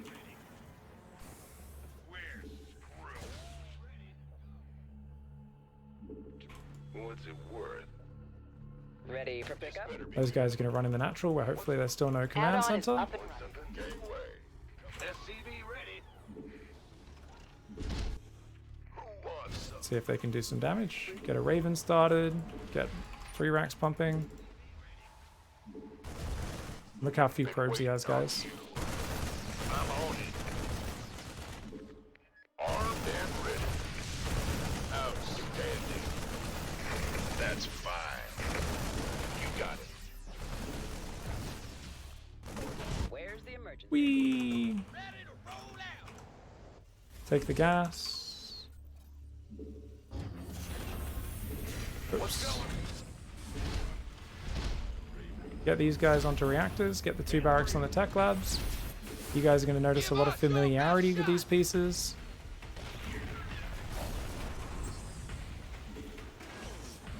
Just building lots and lots of these guys. You go there, you go there.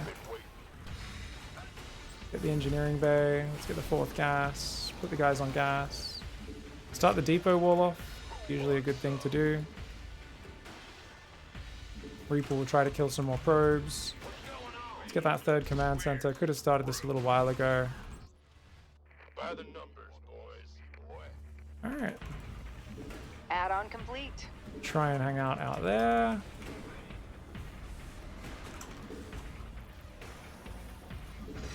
Let's get that depot wall going. Just help deal with zealot run-bys. Doesn't look like there's any observers here, guys. Oh. Hello. Alright.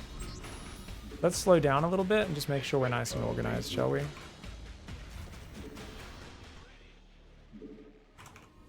By the been waiting on you. Where's the emergency? Blink ready? Acknowledged. Blink ready. SCV ready. In the rear. 4th and 5th barracks. More medevacs on the way. Hunting for Armed and other units out here. At this point, we really want to make sure we check if it's a Master Zealot style or not. If it is, we want to kind of chill for a little bit. Back off, build lots of Widow Mines, and just kind of do armory Widow Mine drops. So a good way to do that is just scan. We're done with the research. And yeah, he's playing Double Forge Master Zealot, so we're just going to pull behind our wall off now.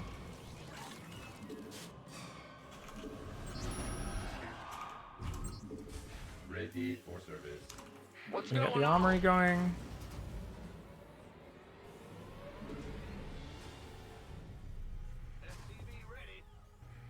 That's fine.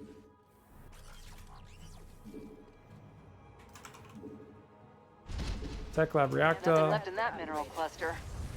Tanks on the high ground, Lay it on me. where they can't really get taken advantage of.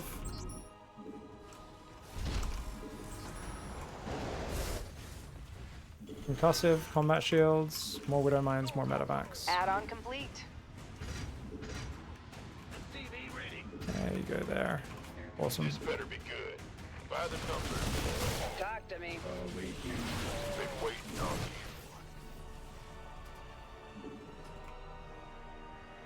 Upgraded add-on is Nicely up done. and running. More medevac focus in my production right now, guys. He's doing a really good job of keeping me on the back foot, forcing me to react to a lot of things. Really well done. Still hunting for observers right now, going, where the hell are you? You know? Let's get that Ghost Academy going.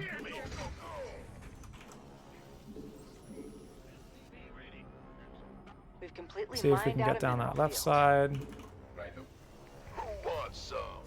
Where are these medevacs, guys? There we go. Better be good. Come on.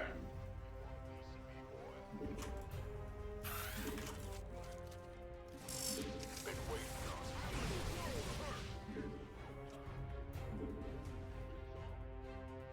Stay.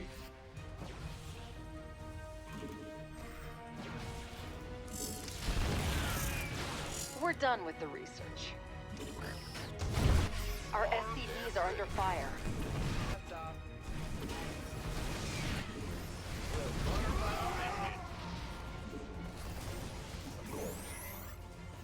Stay your engineer. Mineral field depleted. Nothing left of that mineral cluster. Our forces have opened fire.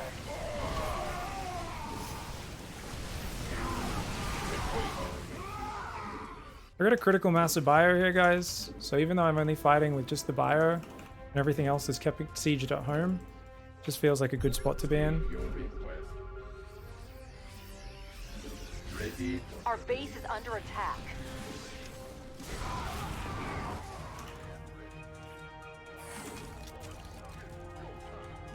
Scanning fast. Upgrade complete.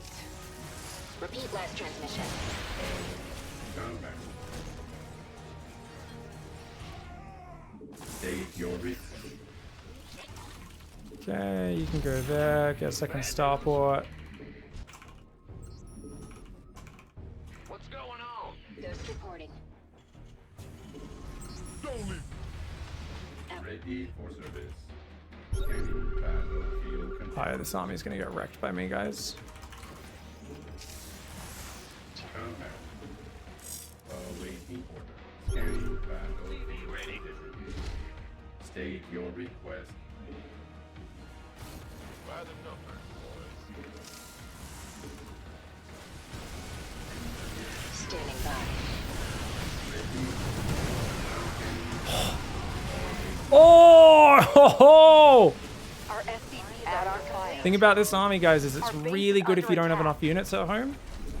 But if you do, if you don't have enough of a ball of units, but if you've got a big enough of a ball and you've got like things like Widow Mines in there, oh, Widow Mines like especially are just so good versus it.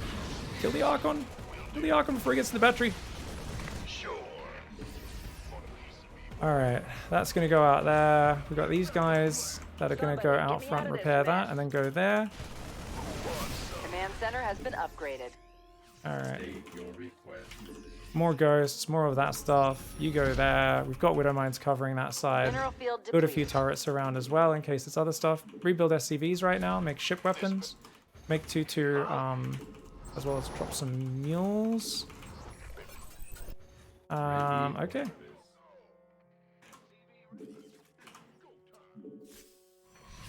Repeat last. Flight. Go.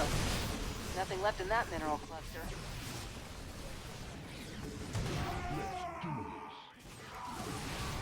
Orders received for hitting our SCVs. That's low. Copy that. Affirmative.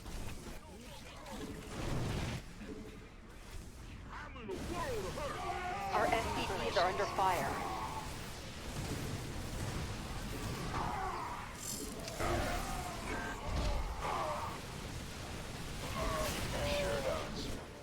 Medevacs are dry. Okay. Command. Bad news. What's going CV ready? Alright, get the 5th base, get some more orbitals. More bio, more ghosts. State your request. He's doing a great job of hanging in the game. I'm very impressed by this. Kind of want to repair all those units, but it's Upgrade probably is not ready time. for use. Engineering. Our base is under attack. This better be good. Mind out of mineral. In the rear with the gear. What's going on? Ah,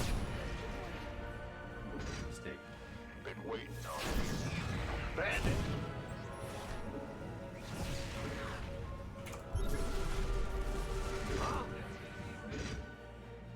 Engineering. Mineral field to the east. Upgrade is ready for use. Nothing left in that mineral cluster. Scanning battle command. Awaiting orders. Ready for service. For hitting our SCVs. Our forces have engaged the enemy. Agents in motion. Out with it. Status system. Repeat last transmission. For hitting our SCVs.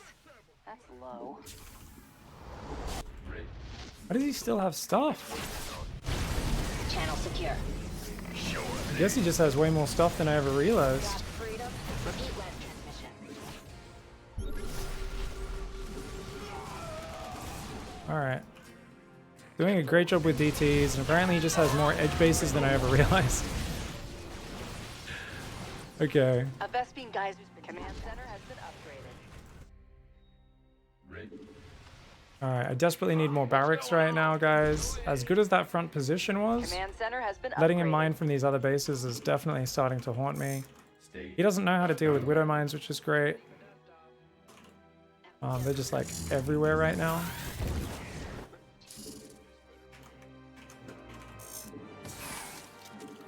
I'm trying to put these in every single mineral line.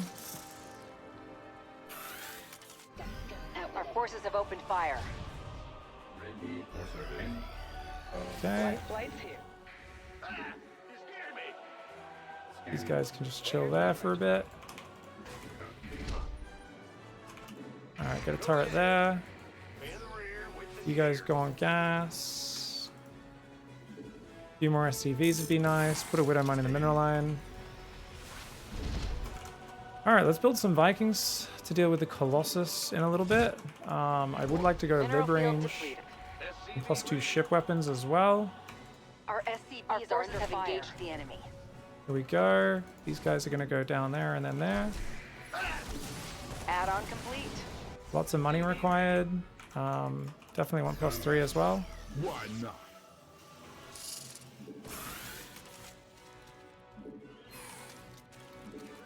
We've exhausted a Vespine Geyser.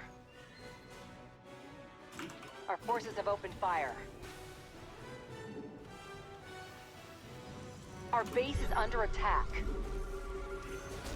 EMP deployed. Out with it. Go. On the move. Completely mined out. Our base is under attack. Nice micro Our pig forces have engaged the enemy. if you're a drunk lemur. Talk to me. Steady. Repeat last transmission.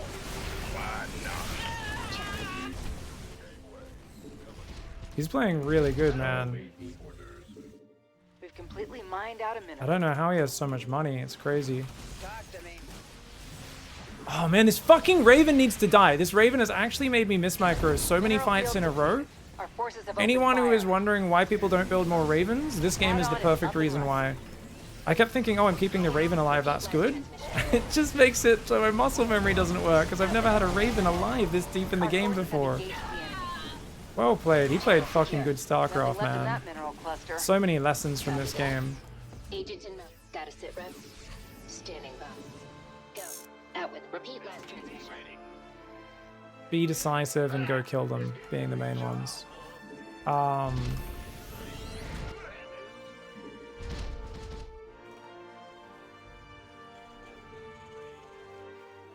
It also is a good reminder that I think Fluffy knows how to play StarCraft. There's a lot of Protoss players who have been Channel secure. basically trying to play like their Max Pax or Hero and just not building Dark Templar or Robo units lately, and I think that's the worst thing you can do. I really feel like if you go for SCVs are under fire. Upgrade Dark complete. Templar, it's one of the hardest units for a Terran to deal with, because they always have to be looking to deal with it, right? Add-on is up and running. Whereas all the other units you don't have to. So if you use Disruptors and Dark Templar, like, look at how much damage they've done to me there. On the out with it. But people see Clem and Maru handling them perfectly and think they're not good units, which is absolutely not the case. GG, well played. Really well played. Thought I had that one in the bag, guys. Well played, man. I'm pretty sure I did have him dead, and I just sat there for way too long. But yeah, I'm guessing he had this base on the left up for far longer than I thought. And I just took some big gaps in my bio production, because there was points where I was like, where is my next bio medevac army? And it just was never arriving on the front. So let's go figure out what the fuck went on there. Alright, we only got one Widowmine burrowed there, which is definitely an issue.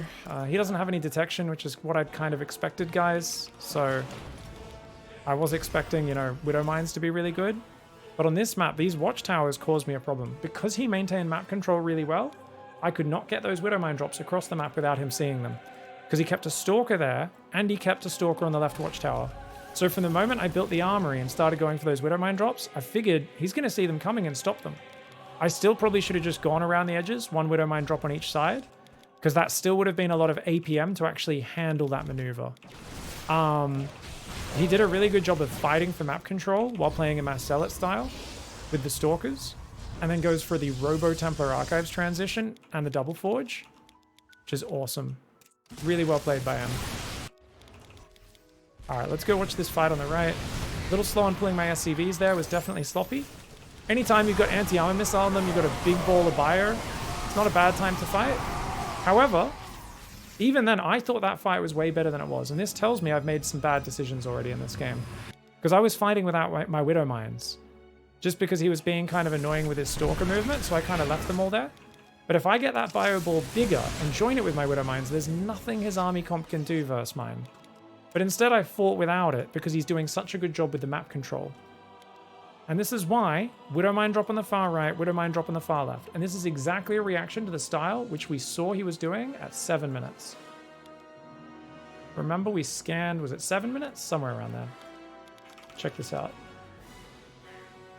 Add-on complete. So remember I said we need to check that he's not going for a Mass Zealot style, because I'd love to do a tank counterattack, but a tank counterattack is going to be very weak to Mass Zealot. Tanks and Ravens aren't very good versus Zealots. So we scan at 7 minutes, and I go, yeah, no gases into Double Forge. It's going to be a Mass Zealot style. So what is our response here?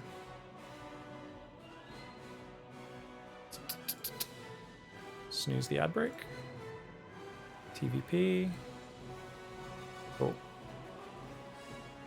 Alright. Verse Mass Zealot styles. Spot this by scanning for a low gas count. It's not 100% because they could have taken both gases on the third. Actually, on this map, I think you can actually get both. No. Okay, sometimes they've got like a gas here and a gas here, and with one scan, you can see all the, like 3 or 4 gases. I don't think it's possible on this map, but that's still good enough. The Double Forge plus only two gases missing, in my mind, basically makes it up. And what do you do, guys? Armory. So you want to be more conservative with army. Don't get surrounded. just try to fight for map control when you can without losing your army. Armory, plus send 2 Widow Mine drops. Drops 1 down each edge to punish their lack of detection. They're almost always going to be very low on detection in these sort of games. Even if they're spotting for it, still get out there and do that. Got to send 1 down each side is the way to do it. Once you have, you know, a bigger army, go for a giant fire ghost mine push. Yeah. Keep marching your mines and bio forwards. And you should be able to win the game. Be patient on stim, as they might do a lot of backing off and force you to stim a lot. She did a really good job of going in and pulling back, and I kept over-stimming my units there as well, so that was really well done. The Raven really triggered me though, man. Oh my god. Every time, because you can't change the priority of your units, it always selects the Raven first, and you're like, oh fuck, so then you tab and you're like, oh no, I wanted the Ghosts, which one is it next? Oh wait, now it's, duh. And then and it'll select the Marines and the Marauders separately, which is so annoying. Actually, I'm not sure if it does that when you're actually playing, but it definitely does in the replay. And it's like, oh, and now tanks or mines, then medevacs, then back to the Raven. It adds so many units, it gets very frustrating on the control. So anyways, that's what you want to do at this point, and that's kind of what I was doing, right? I sent a Widowmine drop out. I should have sent 2 out, to be fair. Only thing is, guys, he's doing a really good job of denying my map vision, and that's what you're meant to do as a Mass Zealot player. So great job here by Fluffy. Really well done. And like I said, I shouldn't be chasing so far. Bit slow on the Zealots. No need to chase in there. There is no need. I should be unsieging and pushing with my whole army and winning the game. But I lose a lot of Marines and Marauders here, unnecessarily. And even though it felt good and I felt I was winning, I wasn't. Look at the units lost tab. It's even. You should be trading so much better than even in these scenarios. So much better. And then from here, he keeps doing Zealot run-bys, which is nice. But I don't need to send my whole army to chase it. I really don't. As long as I keep pumping Marine Marauder, I'm going to be miles ahead. And that's all I should have been doing. But notice there are gaps in my production, a big problem that I have as a player. Needed to queue up more Marines, more Marauders. It's more important than getting a second starport. If I just held down the bio key and the medevac key, there's no way to lose the game from here. My army checkmates his army. But I was like, okay, we'll get the starport. We'll get, you know, second starport, 4th command center, get the 2 gases. I'll start getting extra upgrades. I'll start thinking about ship weapons. It was just a bit too much, and I don't have the money to support all of that. Obviously, these fights were pretty great for me. We just moved forward, stim back, using anti-armor missiles. Our Widowmine's getting crazy shots. There I stayed a bit too long up front, took a bit of friendly fire from the tanks and whatnot. But the Widowmines are still here. Imagine if I have a new bio army arriving right now, but instead I've got 1,400 minerals, no new medevacs, and next to no units arriving, and these medevacs are out of juice. So this should have been a game-winning position, but we screw the pooch here. He's got a great economic advantage, gets the 2-2 upgrade advantage, starts building robo units. That's off to Fluffy. GG, well played. Alright guys, that last one was pretty good. I think mistakes and losing sense of where you are in the game happens more often when you get put on the back foot in the defensive, right? And especially when your opponent then doesn't let you just reclaim the watchtowers. I think we really got to see in that last game the experience of big mistakes being made, despite being in a winning position, finding it hard to capitalize on that and realize that and focus on the correct things because my presence on the map was diminished. And every moment when I was about to kind of gather my thoughts and probably get organized, a new Zealot run by hit or anything like that, and that's awesome. It just goes to show that the pressure. I combined fluffy and pressure. The fluffy pressure was really good, and that's the feeling of pressure in StarCraft. Just forcing your opponent to react, forcing your opponent to react, forcing your opponent to look here then here, keeping them on, denying their map vision, making it difficult for them to do everything. That's what StarCraft is all about. And what fantastic execution by Fluffy. Really impressive. So hats off to Fluffy for giving me a very big challenge. And once again, a reminder to keep producing Marines and Marauders. One of the biggest problems I have, some would claim it's my old instincts as a Zerg player, being able to just stack injects and then make 400 Lings and Banes at once coming through. But Yeah, I have a tendency with all three races to tunnel vision at certain moments in the game, and just a matter of trying to remind yourself to keep producing those units in those situations. Now, this is a Terran vs. Zerg vs. Matt. My cancelled episode from last week, I played multiple games versus Matt. The last one of which went for 45 minutes. And I literally just decided to throw the game at the end and just YOLO'd into his like Broodlord Infestor Corruptor Viper. And I surprised myself by winning the game. I was like, what? Oh, I didn't think this would work. But somehow, you know, Thor's Ghosts and Hellbats and Liberators managed to do it. But I am not a big fan of the late game. I think the end game especially, very technical, very, very slow, very hard to micro, requires a lot of patience, and reps take such a long time. And I think it's one of those things, if you enjoy that style, you want to learn it, you want that mastery for it, go for it. But teaching it in a Bronze to GM would require 8-hour episodes where we get 5 to 7 games in that 8 hours, and I you know, it'd be exhausting. So I'm not going to focus on that. It's also not a specialty of mine, nor something I enjoy. And as I said earlier, shouldn't really be teaching things that I don't understand. You're the Reaper Man. I'm listening. Yes, indeed. Whole lot of pain. SCV ready. Agreed. Certainly. I'm going. Big job, huh?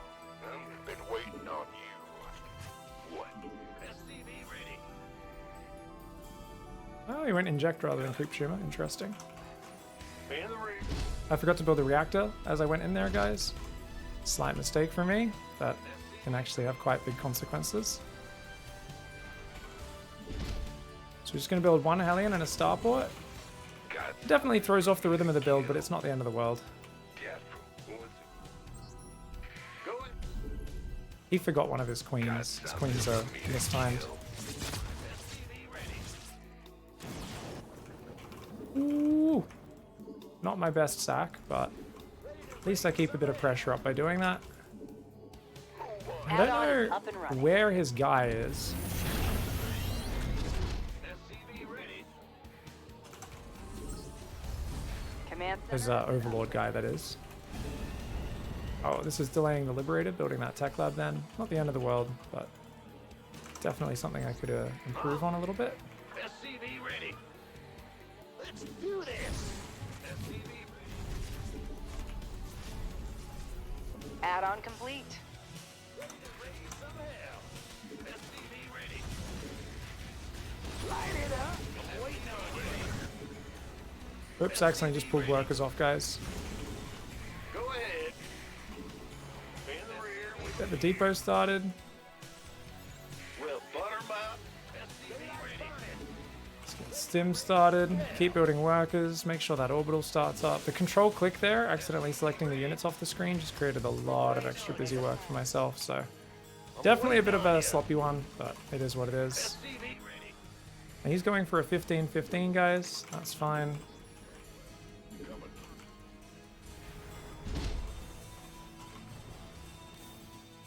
SCV ready.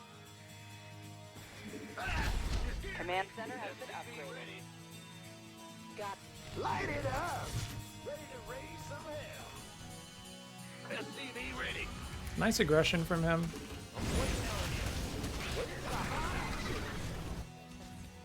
Moving into position. I'm waiting on you. SCV ready. Yep. Build an extra depot, because remember there's only one in this wall off, guys. Right on. add-on is up and running. Eh. SCV ready. Huh? What's going on? Bad news? 4th and 5th barracks. I can go there. Build these new reactors. SCV ready.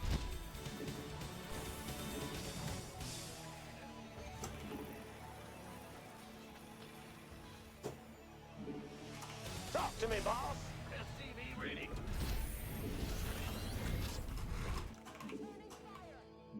SCV ready. Daylight Research complete. Sounds sweet.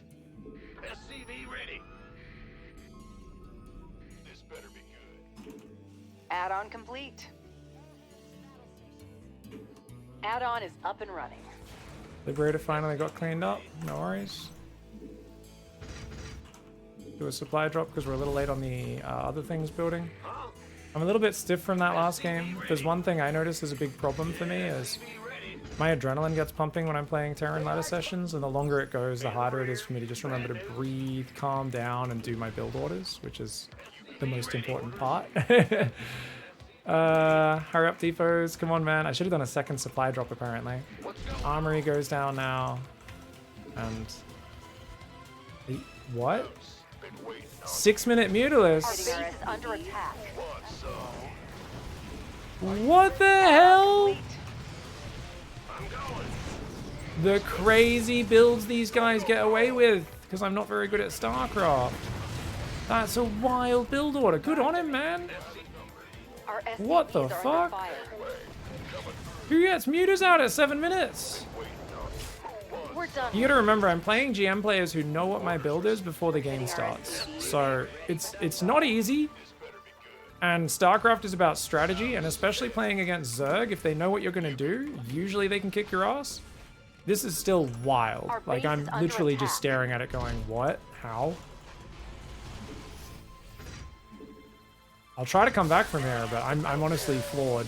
It's totally okay to just GG in a situation like this where you're not really sure. ETA, 1 minute. What's going on? By the number. SCV ready.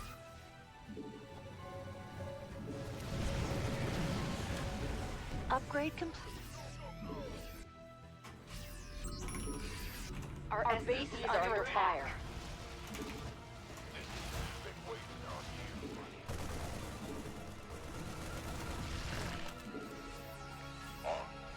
Nothing left in that mineral cluster. Want a piece of me, boy? Second factory for Thor's, guys. Forgot that he plays Mutalisks. Guess I did play a little bit against mutas. Alright, 2-2 starts. Mineral field depleted. Nothing but Marines, Our base Marauders, is under and attack. all this good Nothing stuff. left in that mineral cluster. Armed and ready. Been waiting on you. Huh? This better be good. Ready for dust off. He's F2ing like a mad dog right now. Add-on complete. This better be been waiting on you. Out here. Our base is under attack.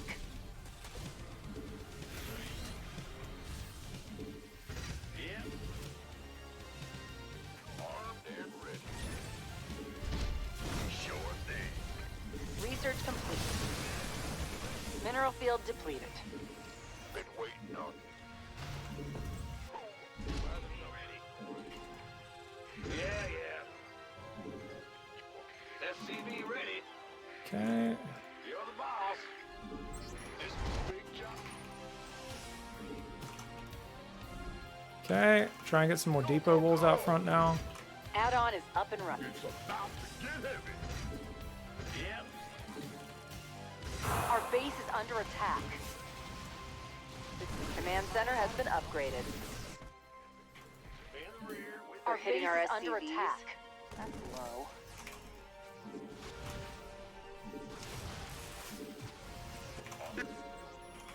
Our base is under attack. Waiting on you. Being as annoying as he possibly can. Let's go. Big job. Okay. You guys go there. We're gonna need a lot of command centers, and we just need to turtle on a bunch of bases. We don't really want to play late game, but I absolutely have to play at least the early stage of it this game. And, yeah, see what we can do. SCV ready. Alright, let's get a Thor. Lots of Widow Mines. Definitely need that 2-2. Upgrade complete. Yeah. SCV ready. Huh? Huh? Well, butter, in the rear. Big job. Our SCVs are under fire. Our base is under attack. Big in Alright, we're gonna go push him, because this is silly. Feels like he's doing more than he should be able to get away with right now. Put a few Marines down there. I've only got 5 barracks, which is not good. Big job, huh?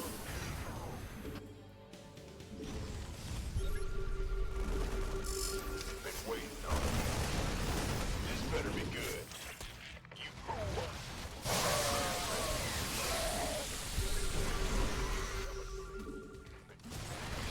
You've been waiting on you. Talk to me. Mineral field depleted. And hitting our SCVs? That's low. We're done with the research. Nothing left in that mineral cluster.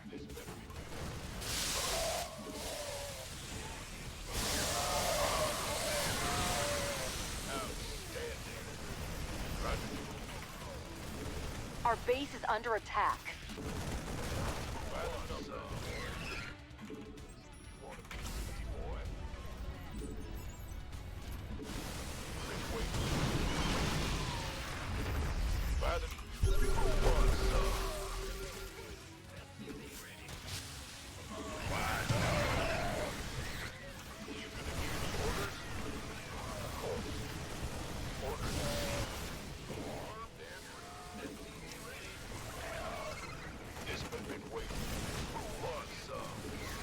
Our base is under attack.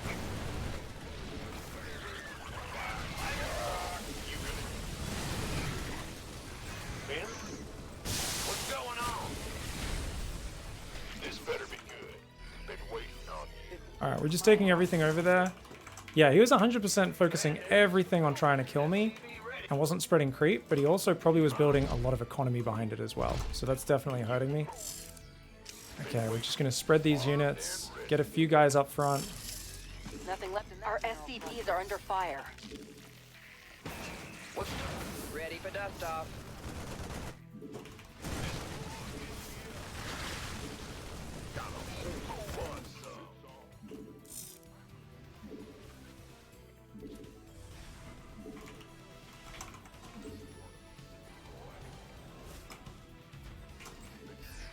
Oh, looks like he did actually deal with that. Okay.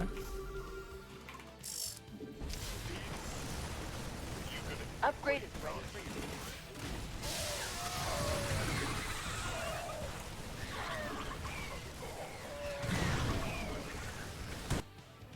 What's Okay. going on? Yeah. Push the other side. These guys are still in position, which is great. Waiting. We'll drop a mule here just for the auto repair. Big job, huh? Go. If I can get that base up before he denies it, that's going to be great. Completely mined out a mineral field.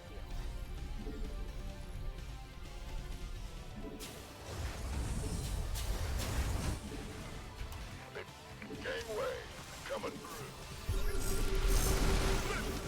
You want a piece of me, boy? Hit me. This better be good. A Vespene geyser's been tapped out. Affirmative. Where's the emergency? Armed and ready. Gangway, coming through. Mineral field depleted. This better be good. This better be good. Our forces have opened fire. In the rear with the Need gear. another base there. Nothing left in that mineral cluster. Alright, that's it. We got it. Mineral He was field really depleted. focusing on throwing me off my game. So there's a few rules here. Reactor and 2 tech labs. Upgrade complete. First one. If your opponent hits you with something that is unreasonably early in the game, they had to cut corners to make that happen. You never know exactly how they cut those corners, but it does make a big difference, right? Command center has been upgraded. Add-on complete. He's gonna come back now? Maybe? I'm not sure. Been waiting. Armed and Talk to me. you gonna give me orders? Okay. You guys pull back over here, back to your Widow Mine spready. And then we build another base there, another base there. You can't get rid of all of them. Light flight. Add-on is up and running.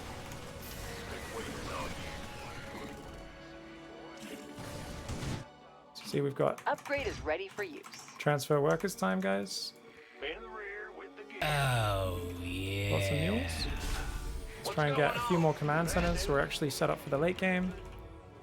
Come on, baby. I need that 400 minerals. This got a whole lot of Concussive is already made, apparently. Building armor is also got to be made. Okay. Just spread the units out. We should be okay. Ready for dust. Have faith in the power of Terran trading. Command center has been upgraded. Got the Overseer. Sweet. armed and Okay, these medevacs need to go over there. wait. Get me back These guys are going to move to the right. So I think his economy will mostly be on the left side now. So We've actually, yeah, we exhausted should a push that Vespene side. geyser. So what we'll do is we'll take 2 more Talk to me. medevacs Understood. and send these guys what? up there. What's going? Tries to get in there, but no chance. Okay, no worries. 13 more workers. They go here. Except for a few which go down here. We've completely mined out a mineral field. Make sure we keep taking expansions on new locations. We have new places to take as Nothing well. left in that mineral Send a cluster. single medevac forward just to make sure he's not retaking those bases while the rest of our army. Oh, hello! I see those borrowed Our banelings, base mate. is under attack. They're hitting our SCVs. That's low. Our SCVs Oh, hello. are under fire. Mineral field depleted. Well, Our base is under attack. Command center has been upgraded. Alright, these guys are going to shove. We mined out a mineral. He's attacking me in too many places at once. He can't possibly defend at the same time. Nothing left in that mineral cluster. Nah, you guys stay there. You guys repair that.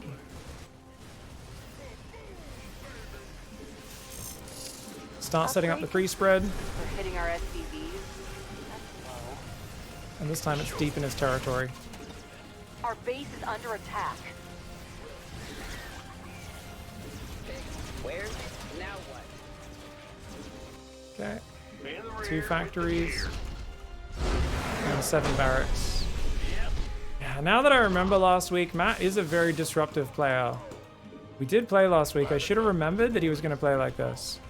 Like, he ignored his creep spread for about 10 minutes and Upgrade his is ready macro, for even though I was stuck at home turtling, because he was trying to put the knife in and really twist it and finish me off. He was very close to pulling it off. I really thought I was dead here.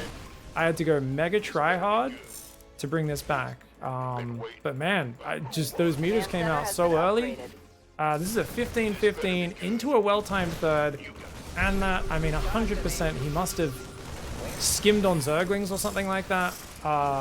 Because, or skimmed on drones really hard. I don't know which one. We're gonna have to go back in and find out. Dude for sure could have killed all your SCVs at 7 minutes. He spared you. I mean, that's StarCraft. There's endless sparing. What do you mean? You gotta describe the moment better, Premier. He definitely probably could have finished me off, but he did fuck up at 1 or 2 points, I'm sure. The Mutilist did a ton of damage, though. He killed like 40 workers with Mutas. I was ahead on workers, but yeah, at 7 minutes he kills 18 workers. So what? I mean, we both made tons of mistakes, but what do you mean, Premier?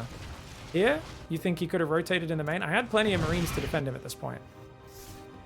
And I stupidly come down to the third base because he's hanging out there, and then he goes in the main. Now, could he have gone in the main and killed more workers here? Yes, he could have, and that would have been a better target than the reactors. But he ends up realizing, and it takes a little while. He definitely could have killed about 10, 12 more workers.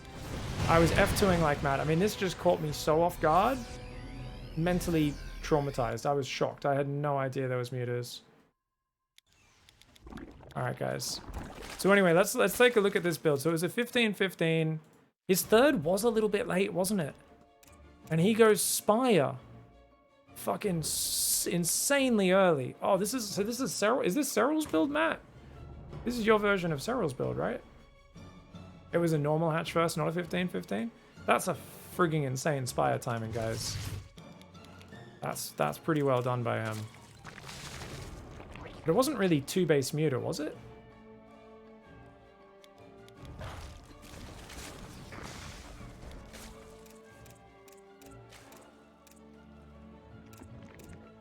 It's just a 4 clean opening.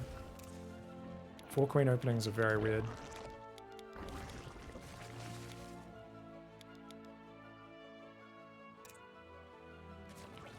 I think I played this correctly other than the Liberator. So the Liberator was bad here, guys. I just needed to unsiege that Liberator earlier. So a little bit sloppy, because if we unsieged that earlier, it could have done a bunch of damage. I do kind of get tricky with it, though, and I sneak by him, and I think it gets a few more drones. So actually not bad. Not bad, considering I paired it up with the Hellions to apply a bit of pressure there. But the unfortunate thing here is... I did not see that Spire when it flew past. And because I flew in from the back end, I didn't see the lair already finished as well. There's something to be said. If you guys ever want to... You play face against a lot of weird builds, fly the Liberator in from the front and just siege it right on top of the base. You might kill the Queen if they don't react quickly. And it's friggin' amazing if that happens. But yeah, these mutas arrived so early. This was caught me off guard completely with my pants down. And to be fair, my Marine count was a little bit lower than it normally is. So I just want you all to remember, there is always a way to freak out over what your opponent's doing, but to truly be great as a Terran player, there's only one thing you do. Fix your build. That's literally it. Even here, playing as hard as I possibly can, guys, I just did not get these barracks landed nearly as early as I could have. Don't get me wrong, I also forgot the reactor in the early game, which was quite big, guys. But these barracks... They take a while to get producing Marines off of reactors. So they should be producing already for a while. Because remember, by about 640, I should have at least 16 Marines, probably about 18. And 640 is like just before the Mutalisks arrive. If I had 18 Stim Marines, this is a different game. But my build order sucked. And that's why these Mutalisks were that good. So... The reason why I was so shocked at this Mutalisk timing, in hindsight, is not because they were that early. They were well timed, they're pretty quick.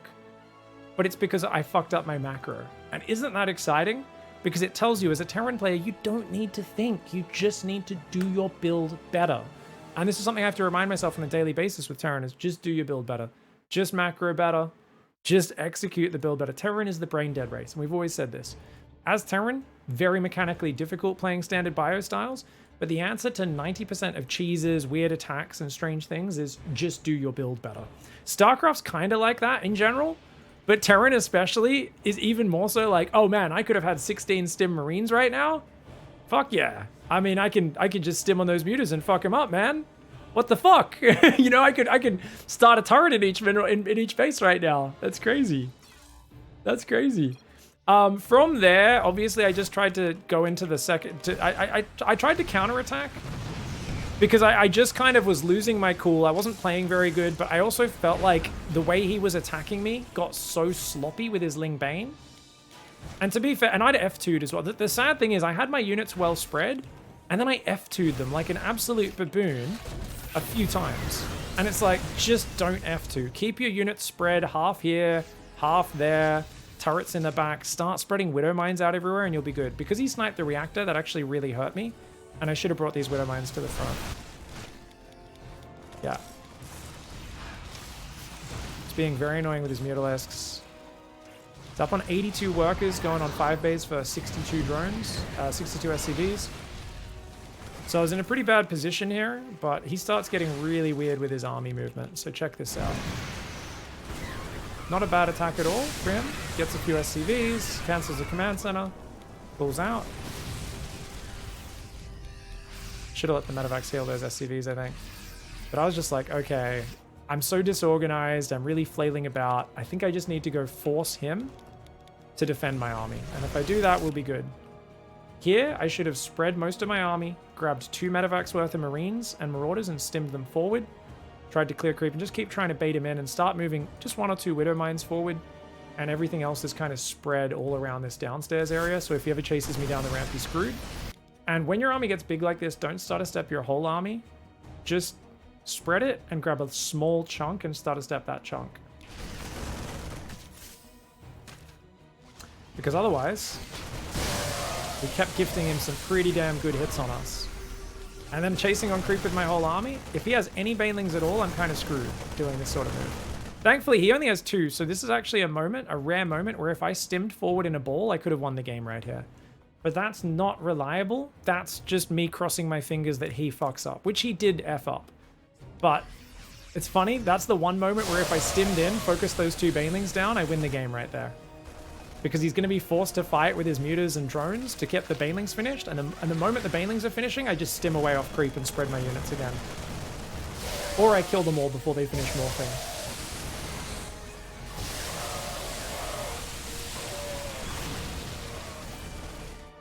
And obviously the efficiency is going to get absolutely disgusting.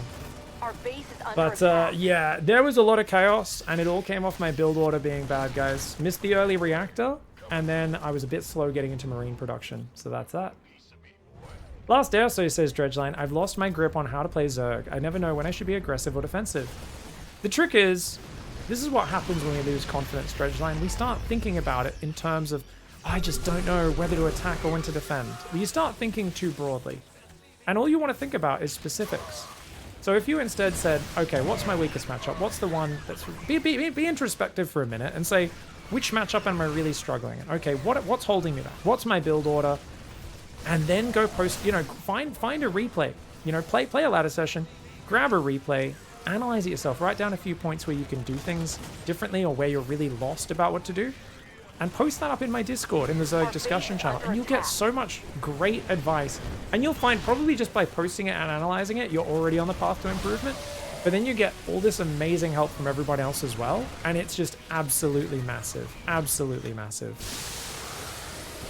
Yeah, if he didn't counterattack here and throw his army away, I think he was in a fine position. Matt just got excited.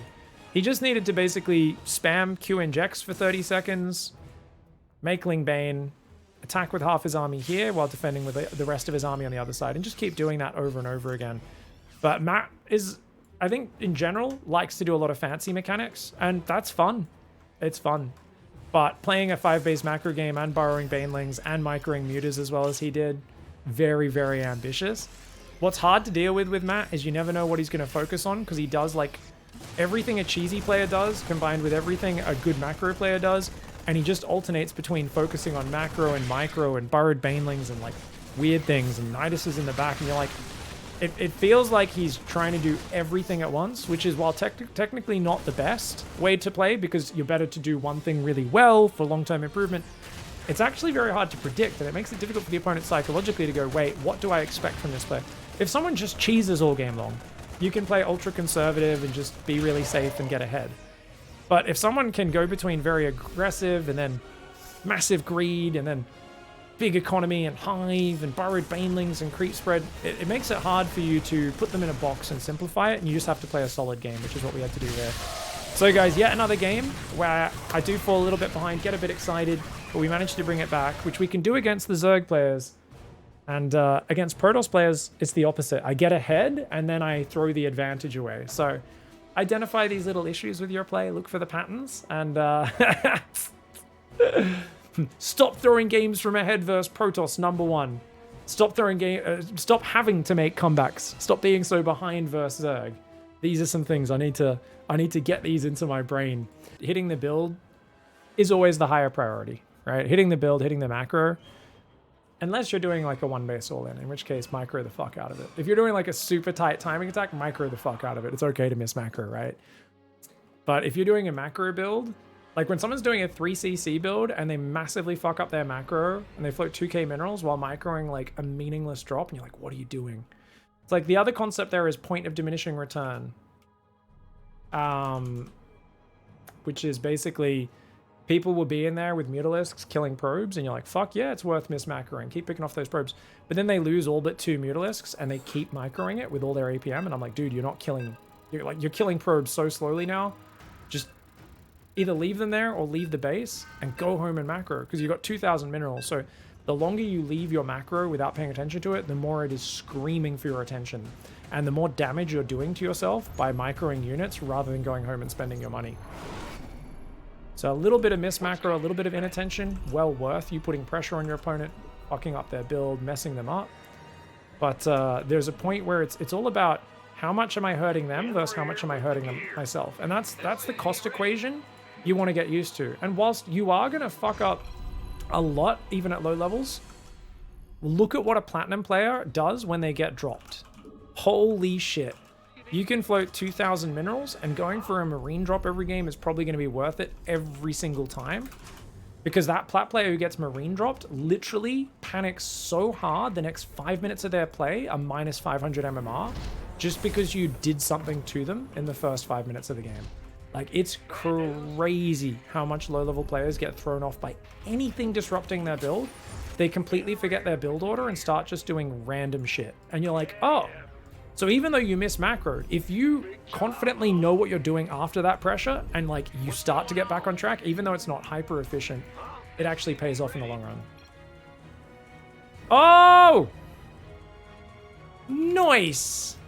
Bring it, mate! Alright guys, this is a 4.5k Zerg, so we're going to have a chance to hopefully practice the build order a little bit more here and just really get that build down tight.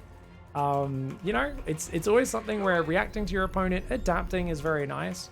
But macro comes first and foremost. It is always the most important thing. And the fact that we had no Marines in that last game shows us that we messed that up. We messed that up. Because if we had Marines and those mutas arrived, that should have been a simpler game. Funnily enough, my opponent was so not used to their enemy being unprepared for mutalisks that he kind of shat the bed on his macro because he was like, oh god, I need to keep microing this. I'm not used to this. It's like... Command center has my been own upgraded. crappy play kind of helped me out a little bit. Oh, hello. Okay, guys. Okay. Looks like a one-base Ravager. Yo, it's Yep. your time.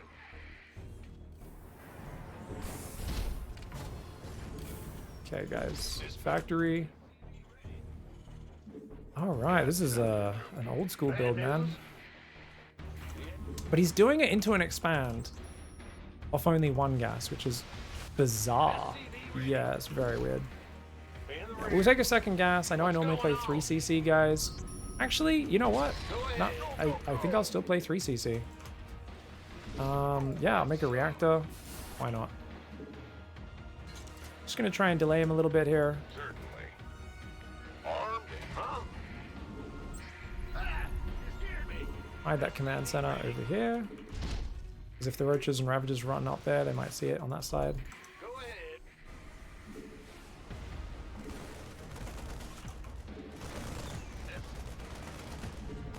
Oh, I should have started the cyclone first, guys.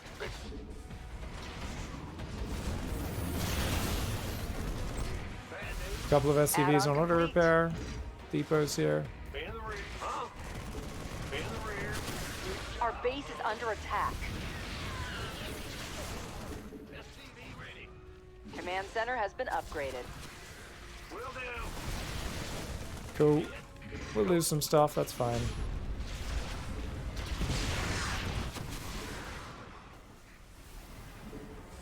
Optics online. Let's go kill something. Once we get rid of the high ground vision, that's fine. SCV ready. Nothing'll stop me. I get you. Armed and ready. Our base is under attack. SCV ready. By the number. Huh? Alright, cool. Alright, we got 3 command centers up. And just return to the normal build. We don't necessarily need to get the Hellions, of course, but it is what it is. Reaper's going to go across and just see what's going on. He already moved his guy in, his overlord, so I don't think there'll be any other overlords on my side of the map, but you never quite know for sure. Raise some hell. We'll still build a starport here. Command center has Build a been tech lab upgraded. before swapping this over. Got a target in mind. And just scouting around for nearby overlords here. Add-on Lots of is up and SCVs running. building, as we always do after an intense start. No third base for him. Interesting. Alright, Add-on guys, we're going to complete. swap these around to get a few Hellions out. You do have to be wary that your pressure's not like too delayed to the point where it's not even effective anymore, but I think we'll be fine on that. Let's go. SCV ready. Just a few Hellions out to buff up our position, should be good. I'll still make a Liberator as well, why not? And we're gonna get second and third barracks. We won't necessarily be able to use the same add-on swaps as we normally do, but we'll try. Double engineering bay. Comms open. Oh, it's a giant Bane bust. Okay. Engineering bay number 3 should be good, guys. Channel's clear, boss. That I was not expecting. Our SCVs are under fire.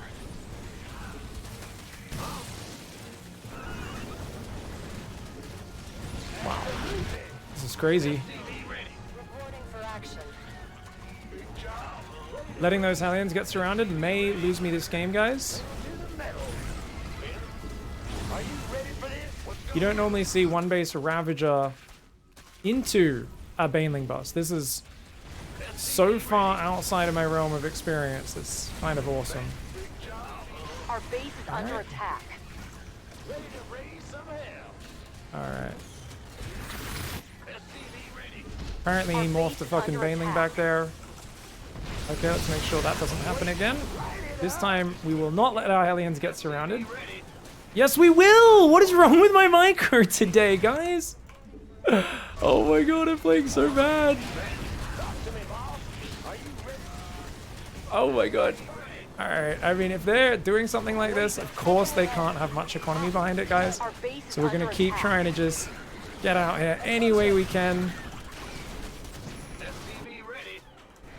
They're hitting our SCVs. That's low. We're done. Okay. Yep. Are you ready for this? SCV ready. Okay.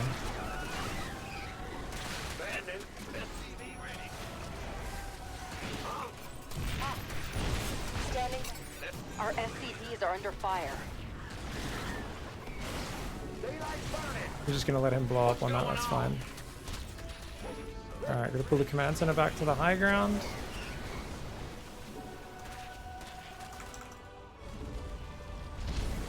Sure thing. Been waiting. Bad news. They're hitting our SCVs. That's low. Initiate. You want a piece of me, boy? SCV ready. Alright. Standing by. That was hilarious. This guy's a legend. I'm waiting on. What's going on? He's making more Banelings as well. Want some? Will do. Daylight burning. Mineral field depleted. Our SCVs are under fire. Light it up. I'm waiting on you. SCV Attention. We read you. SCV ready. They're hitting our SCVs. SCV ready. We need. Alright, you go there. We should have walled this off faster. Be ready. Standing by.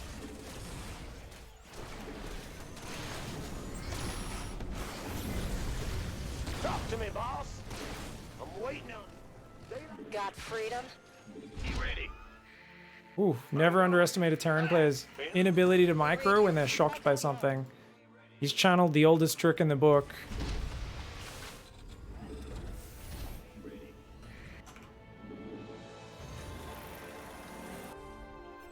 SCV ready. Are you ready for this? Yes, sir. Okay. I think he's done with this harassment now, at least. Right on. Bad news. But, I wonder if it's gonna be like a Nidus next, or Mutas, or what. Attention. We get an idea of just how far behind we are, and if a crazy comeback is possible again or not. Add-on is completely mined out a mineral field. Full speed. Add-on complete. Alright. SCV ready. Stims on the way, combat shields.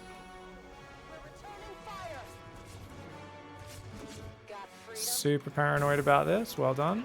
Be ready. What's going? Going. SCV ready.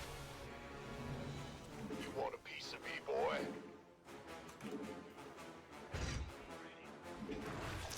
He's ready there as well. Fucking, what the fuck is this shit? All hands to He has no drones on that base though. Add-on is up and running. Yeah, okay, so he's gonna play mutas. It's good to know. Very, very good to know.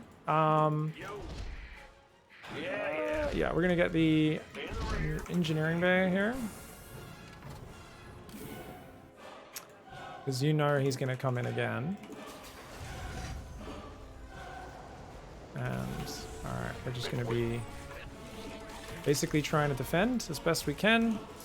Put some Widow Mines around. We're gonna get a turret in each base. Struggled with Mutalisks quite a bit today. It seems like it's the name of the game. Put Pig on the defense and watch him suffer.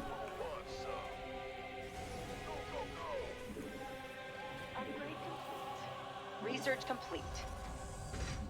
Alright, we're gonna try and take that third in a little bit. Nothing left in that mineral cluster. Alright.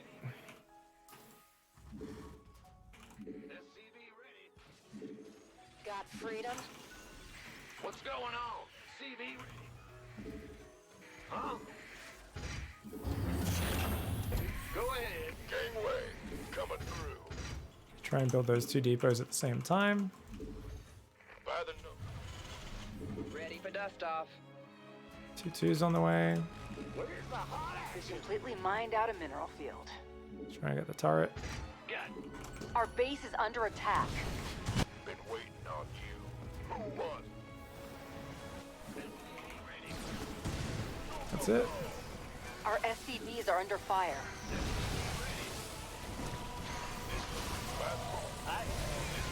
Armed and Yeah. He's gonna keep trying to force it in here.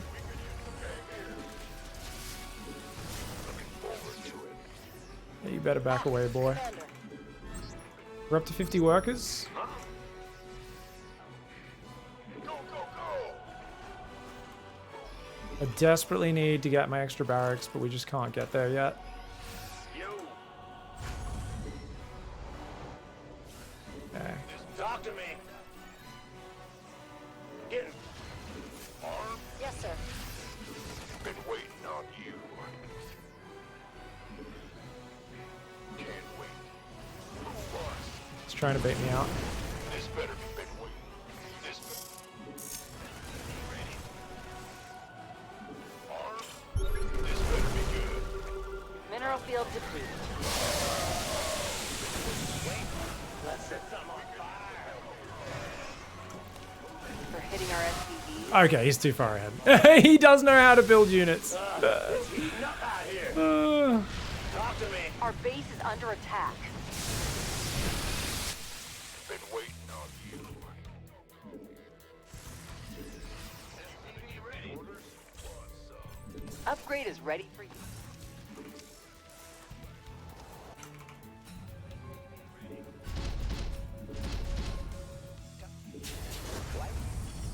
Okay.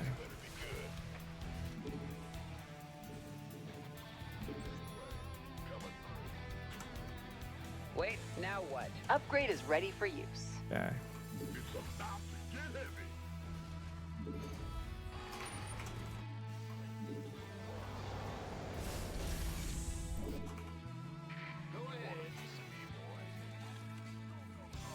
Okay, let's try and get an extra barracks if we can.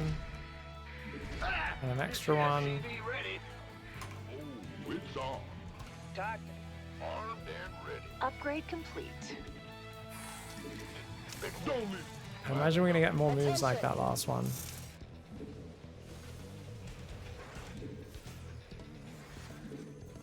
You gonna who won? This better be armed and ready. Who won, son? Our SCVs are under fire. Gotcha. Huh? Yeah. Been waiting on you. Nice. Good tactical attacks by him. Not overextending. By the numbers, boy. We've got to stop him being able to just set this up so far forward in my territory like this.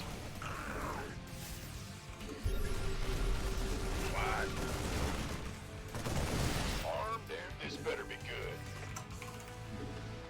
Okay. Definitely don't need those all those bases there. pretty sure we're dead. We're just trying to see what we can do with Widowmine defense because we've seen a lot of Zergs throw away a lot of stuff recently. I'm just hoping this could be another example of that. Lots of Marines and Widowmines. Let's go.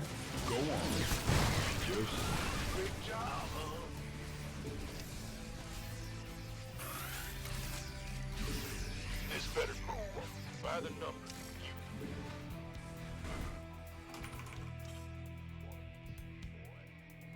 Talk. Who wants some?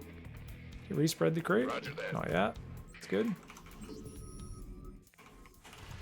Marines and Widowmines, Marines and Widowmines. We will have +3 weapons soon. I'm hoping that he's like completely forgotten upgrades in the excitement. Nothing left in that mineral cluster. Research complete. Don't even have the money to morph that, so Ready there we to go. pick up? Been waiting. This you can buy. Who wants some? Armed In and these scenarios, it's very rough because you just don't have enough firepower to stop any of the banelings connecting, so you kind of just have to absorb them all. Command center has been upgraded. Upgrade is ready for use. orders. Nothing left in that mineral cluster. By the number. What's going on? Who wants some? Our forces have engaged the enemy. Thanks for the Bezos box. Been waiting on you. This better Our base is under field depleted.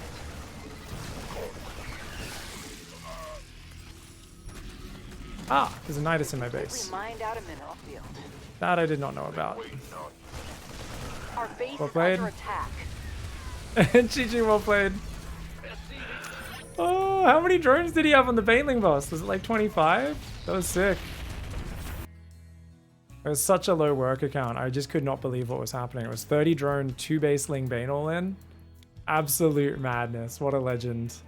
Hats off to Momentum there, guys. That one will never kill you twice in a row, but if you're just a bit caught off guard, I was thinking, oh, he's not got a third. It's got to be Mutalisks or something of that nature. Then he comes out with a few Zerglings, but I was like, oh, he's playing Ling Speed. And I was thinking about Mutalisks. The last thing I was ever thinking is this guy's going to be insane enough to just Ling Bane Flood. Because if you have really good Hellion Micro, you can defend it really well. Now, don't get me wrong. What's really good about this show is I do always play with lag, which means I get to simulate having bad micro. It's not that I have bad micro, it's the lag. The lag. Yes. And then I move out and I kind of scout this and I kind of go, whoa, what the fuck is happening here? Because I literally was about to swap my factory off. I wasn't even going to build many Hellions. And unfortunately, we don't get the engineering bay wall up. And then I tried to build it. Did I not? Oh, I tried to build it as the Lings ran in and it got blocked. If I tried to build it again, it would have gone down. Ah, but I couldn't click it because the Lings were there. Okay, I see. And this is kind of a disaster. We do get the depot raised, but we don't get the SCVs off the low ground. And then look, he does good micro. He clicks his Lings through the thing, and I'm not watching. I'm looking elsewhere. And he traps me with these fuckers as well. If those 3 Hellions survive, I think this is a perfectly fine situation. Losing every SCV on the natural is bad, but that essentially is the big mistake that cost me. There's another big mistake before it though, which is I saw the Banelings morph. I could have pulled up the ramp earlier, right? If I clicked straight up the ramp, I mean, I guess I'm a little slow to grab everything. Oh, okay, just leaving that Hellion sitting on the depot. If that depot raised, if I didn't click on the depot, it's fine. That's essentially it. Just try to make sure, leave units on the low ground if you have to. Against this sort of attack, just get the depot up, get your Hellions behind it, and you'll be completely fine here. If I got a 3rd engineering bay in just before the Ling Speed happened, that would have been great. Another really good thing is you can actually Reaper Scout. I just didn't think there was any real threat to a follow-up attack, so I didn't check for it. But if at like, I don't know, 4.5 minutes, whenever it is when this Reaper goes across, I see no 3rd. I could also jump into the main to try and confirm what's going on. And if I see, you know, Baneling Nest, very few drones, Lings popping out of eggs, any of these things being spotted would have given me a warning of it. But it's up to you guys. I was just going to stay on the front, rally some Hellion Cyclone across the map, and start doing some light pressure with it. Even if that Hellion Cyclone got surrounded, it would have been fine because it would have given me time to reinforce my wall and get up inside. Well played by Momentum, man. That was fucking good. Can you check the kill count on the 2 Liberators? Probably like 70, maybe 100.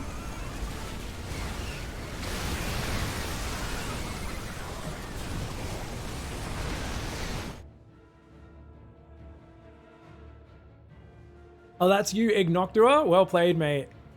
Well played, you dirty fucker. 2 base Baneling bust. Fucking talk about surprising, mate.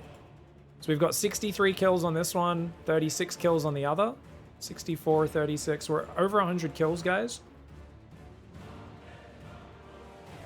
Good defense of my Liberator harass. They both did nothing, which sucked. His drone count wasn't great, so I thought there was a chance to get back in this.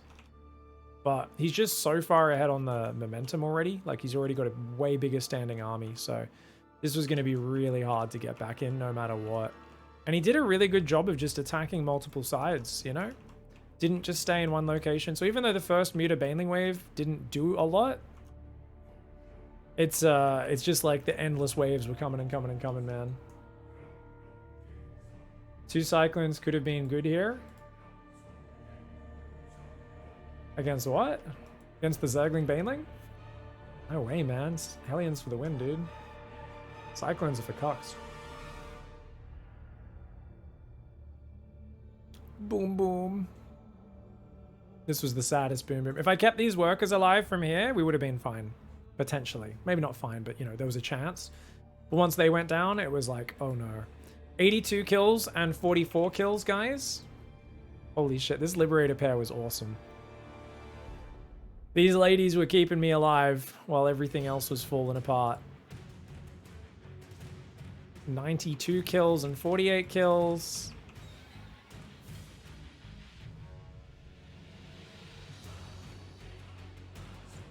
$94 kills and 48 kills. 50 kills and 95 kills. Oh my god. 99 kills. Please tell me she gets 100 before she dies. Hey! 102 kills, 103. I love that these two survived everything. 105 kills at the end of that game. 160 kills between the two of them. Well played. Units lost tab. Well played, mate.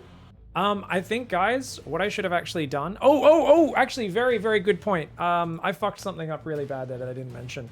Because I saw only 1 gas and a hatchery, this is actually a pretty shit build from Momentum. No offense to Momentum, but if you counter it correctly, you'll do way better. So, guys, what I should have done is I should have built the bunker on the natural and just brought SCVs to repair. The reason is I know this is not as fast as a 12-pool Ravager rush. The Roaches didn't get to my side of the map until about 3 minutes. So I easily could have built a bunker on the natural and just repaired it. And with only a single gas, they can't get to a critical mass of Ravagers. He can't keep making Roaches and Ravagers. It's a maximum of like 4 or 5 Roaches and Ravagers. So that's what I really needed to do there to make the opener even easier. And we knew this was the case because I saw a missing gas and I saw a drone move down to take a hatchery as well. So that's something I should have paid attention to. And that would have made my life a lot easier if I didn't have to defend the high ground, lose 2 depots and a reactor to begin with. Lessons can be learnt. Lessons can be learnt. Ladies and gentlemen, generally speaking, bunker on the high ground safer, but you give up control of that ramp, you lose your add-ons and your depot. It does cost you a lot. All right, guys, we've got Bonan. I know Bonan's a cannon rusher and a cheeser because he always does that stuff. And he's actually said, I was like, you know, just hosting Solaris because, you know, it's like the first map we played today, and I think we've played every other map now.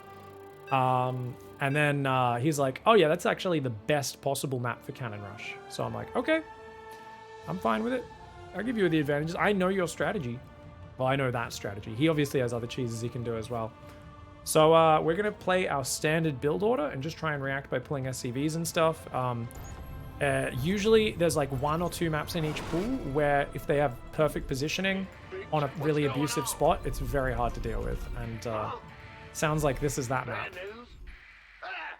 Generally speaking, Cannon Rush, though, not that big a deal. But Bonan is 5,500 MMR using Cannon Rush, so make up your own mind on how powerful that is. What's going on? Oh, and he's not like Printf. I'm pretty sure he does other builds as well. Printf literally is cannons into one base or die trying.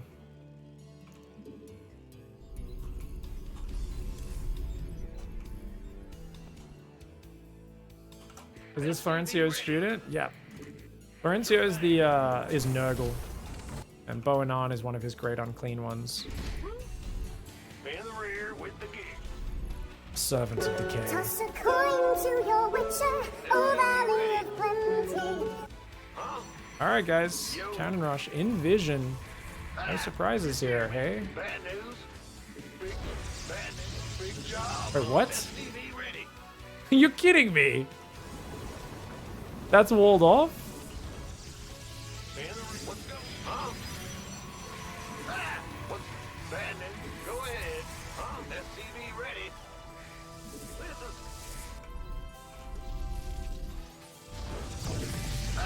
Go ahead. In the rear with the gear.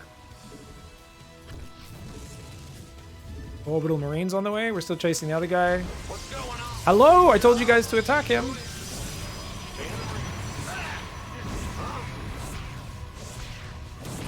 Big job. Oh, come on. Bad news. Want a piece of me, boy?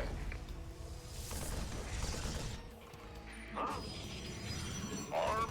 Command center has been upgraded. Will do. Sorry, guys. By the numbers. Not the best micro on my part. That's what's going on. What's up? You gonna get me been waiting on this? Better be good. SCV ready. All right, guys. You don't want to let this get up, so we're gonna build a bunker on location. By the numbers. Been waiting. What? Gonna bring a few more guys off gas down here. What's up? You really want to micro these Marines in a bowl if possible. This better be good. Outstanding. Oh, he got surrounded. That's real good for me. Big job. What's up? SCV ready. All right, we're gonna try and get a factory next. You scared me. Roger. You gonna give me orders? SCV ready. Been waiting on you. Go ahead. Armed there. What's going on? Man, this better be good. Bad news. What's going on? Okay. Jesus, this is stressful, isn't it? Go ahead. So experienced in these positions, and I am not. Make sure they're shooting the pylon there. It should be good. I'm going. All right, we're gonna try and build a reactor next. Reaper's going across the map to try and do some damage.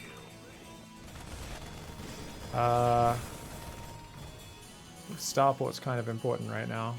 We've taken too much damage though, so I'm in big trouble. In the rear. SCV ready. That bunker is not long for this world. I'm gonna build Widow Mines because he's gonna go Stargate. They always do, guys.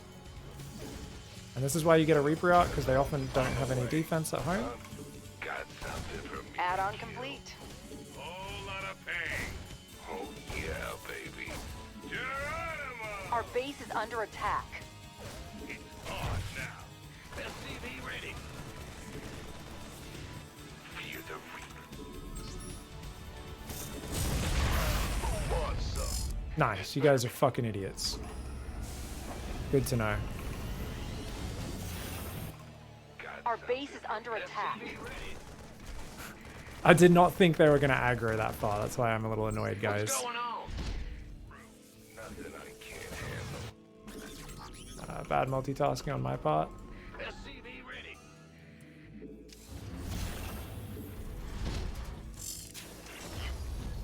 Go ahead. Bad news. SCV ready. Just building lots of Widow Mines. Been waiting.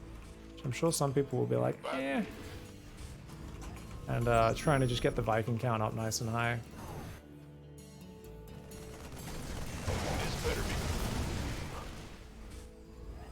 Our forces have engaged the enemy. Oh, didn't realize that Widow Mine fired. Whoops. SCV ready. Let's get it.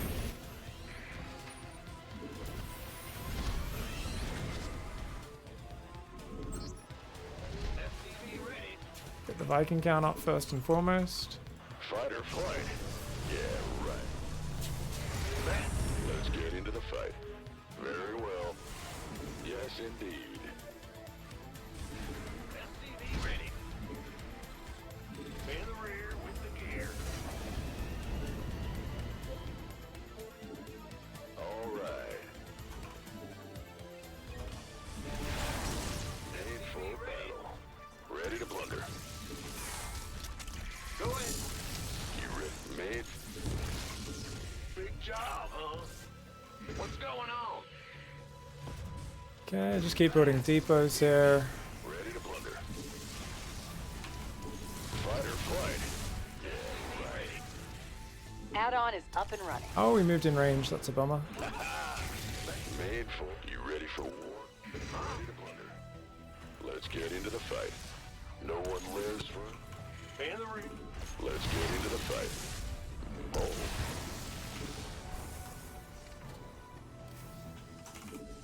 Inbound. Okay, quick go across. Let's get into the fight. Counter attack time. Big jump.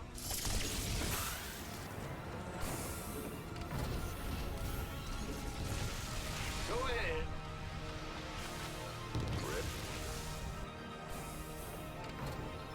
I think he's recalling, guys. Yep, he's recalling. These Our guys are base gonna is come under back. attack. No, he's not.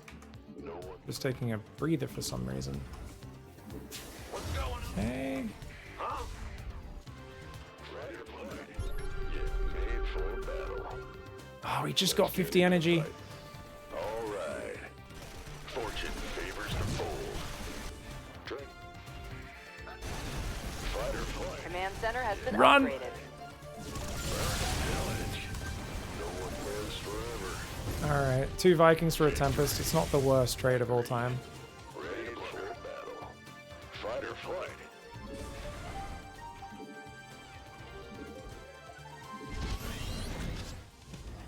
I'm gonna build a single medevac as well, just to get SCVs out. Go ahead.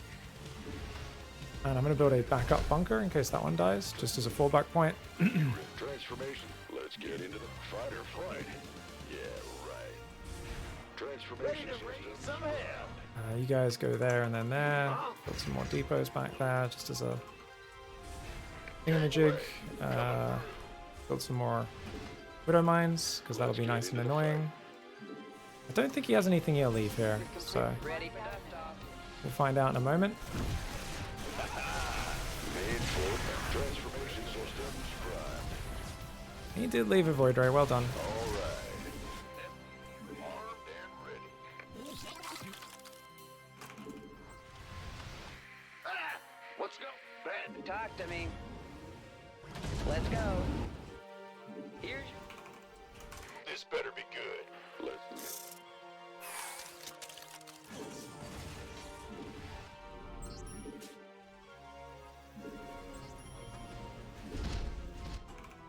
Big job. Been waiting on you. Ready to plunder. SCV ready. SCV ready. Nothing left in that. Hello, mineral mate. cluster. inbound.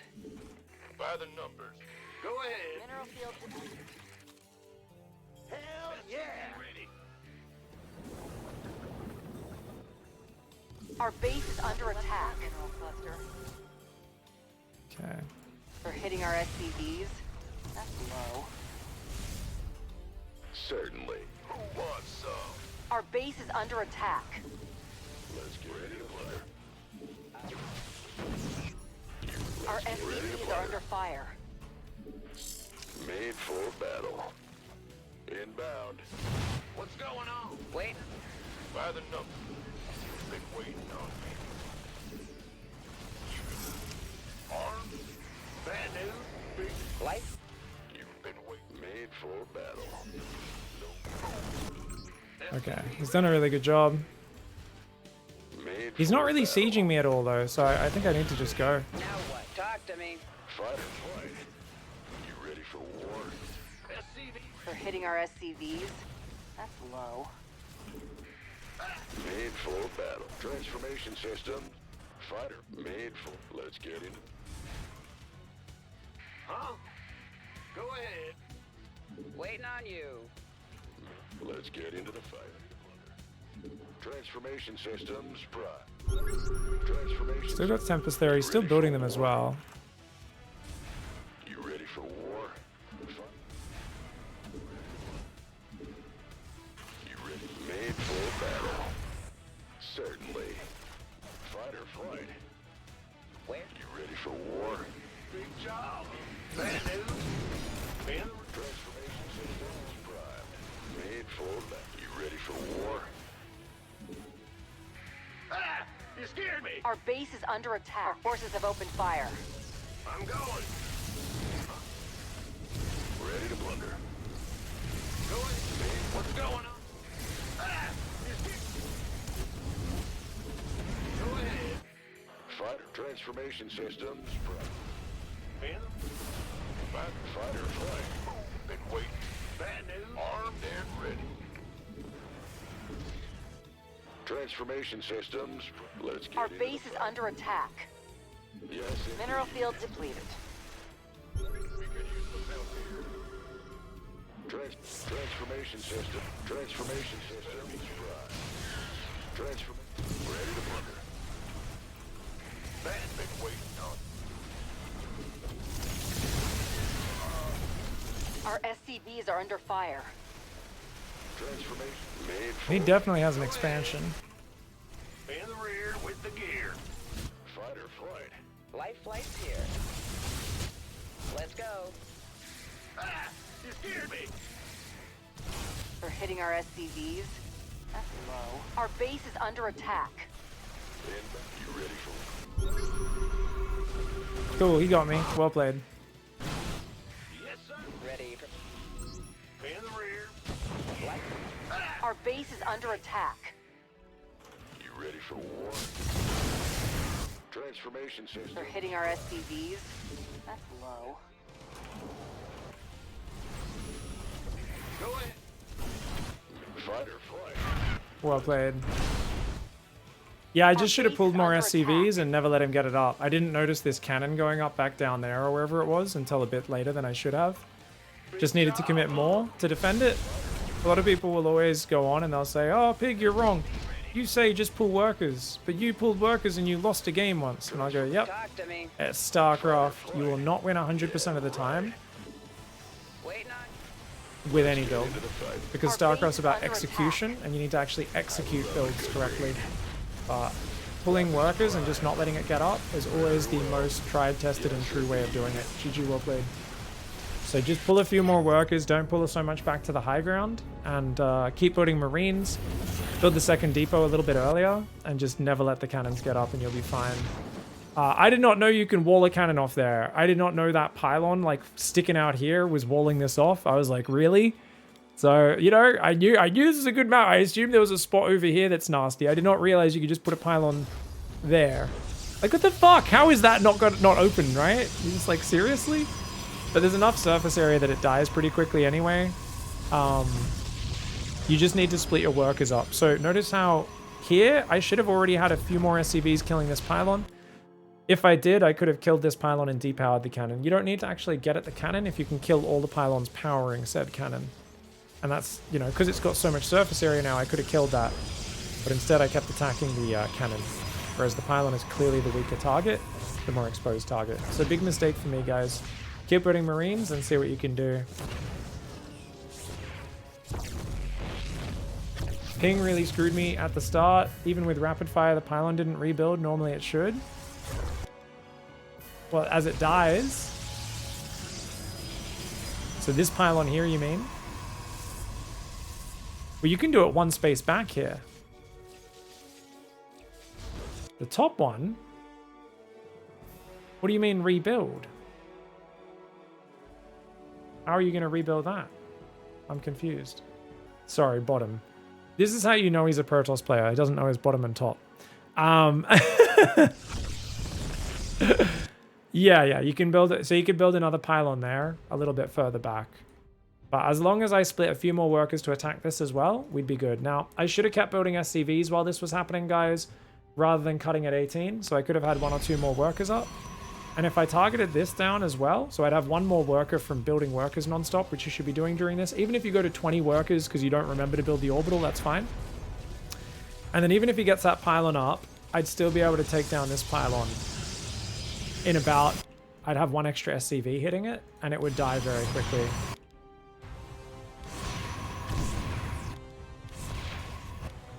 Because instead, I end up losing 3 SCVs, and I'm down 1.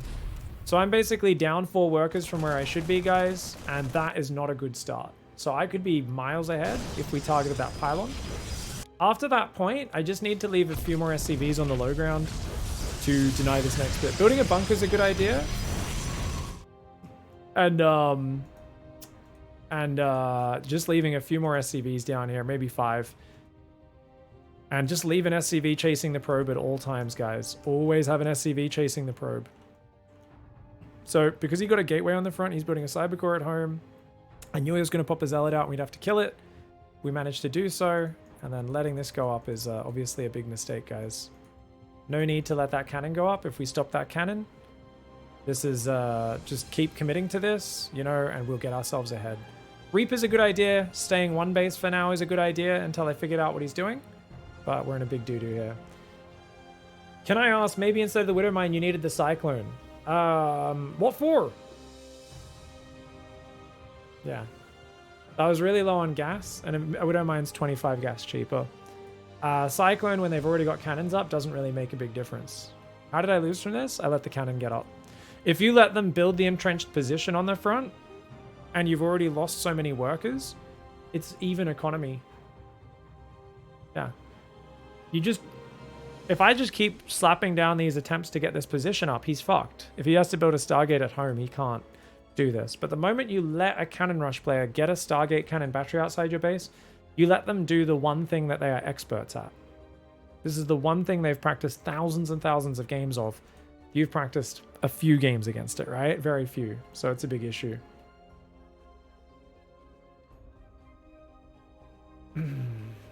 You can, yeah, if you know about pylon spots like this, you can just leave an SCV patrolling around the time a cannon rush would start. Or if you know your opponent's a cannon rush player. But if you don't know they're a cannon rush player, I wouldn't do it. That triggered me. I should have held position those Marines. That was a mistake from me.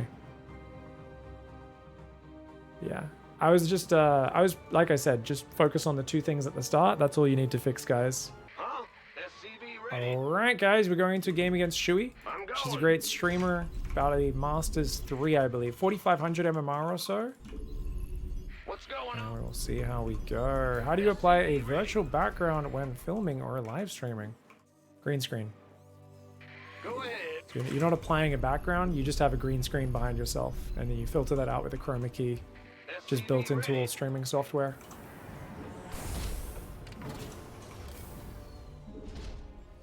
Bad. Huh? Same way they film pretty much every friggin' Marvel movie and everything these days. It's all green screen, baby. Big job, huh? 2 actors in the same room? No. What's going on? Unnecessary. Alright, guys. Second gas is late again. Ooh, alright. This might be the last game today. I'll see if I can do one more after this, but second gas is quite late again. Focus, focus, focus. Stop reading chat, pig. My streamer instincts are kicking in, you know?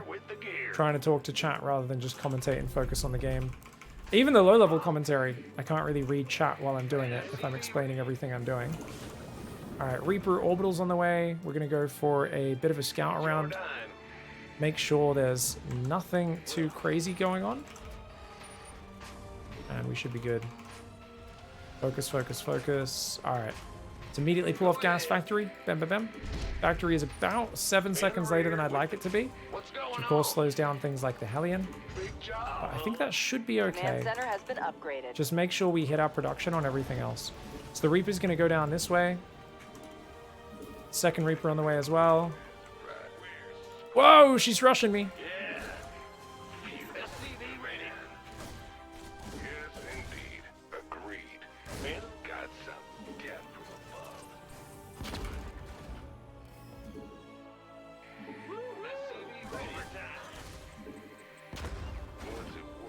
Don't jump down there. All right, you want to build Hellions and Marines here, guys? You don't really want to do auto repair, because then they won't fight back. Ooh, I thought that was her Reaper for a second. Command center on the high ground if you can.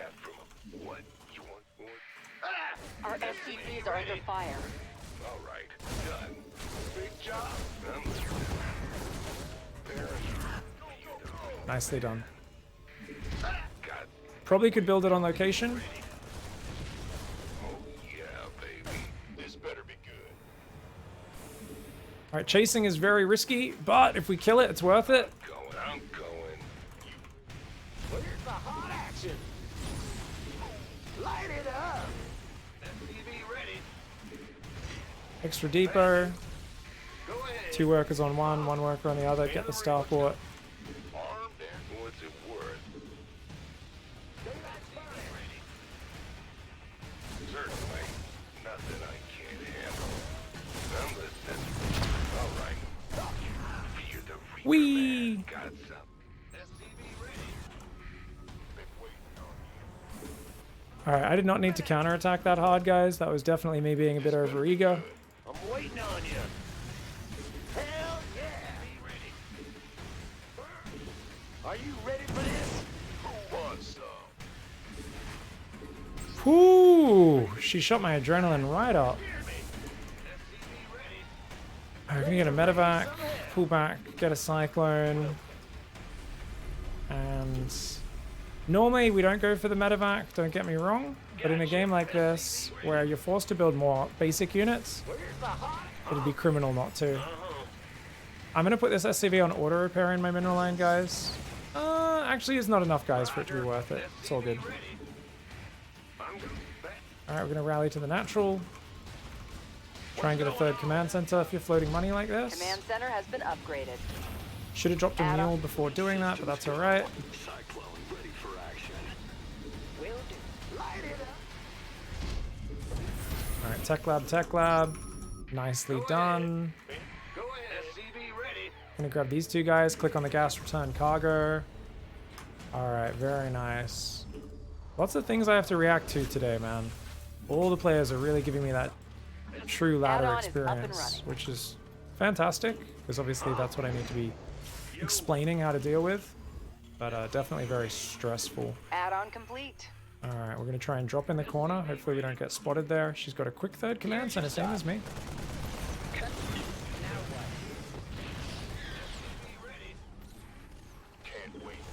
Alright, pick off one more if we can. Life flight Run, here. run, run! That thing can lock on again very quickly after, so you gotta be really careful. I'm going. Alright, just get out of there. I don't want to risk losing it. I already saw she has 2 cyclones, so no reason to bother with that. Let's get the orbital. Alright, build some marines. Got 2 more barracks there, 2 more engineering bays. Alright, we just want to clear that vision out as much as we can. Just get rid of those barracks off the vision. We're done with the research. Clear the scopes. Alright. 4th and 5th barracks, as I said before. There we go. Oh, Command hello. center has been upgraded. Did I only select one SCV, apparently? Alright, 3rd Raven's on the way. Alright, let's put a marine up top. And then put some spotters out on the map.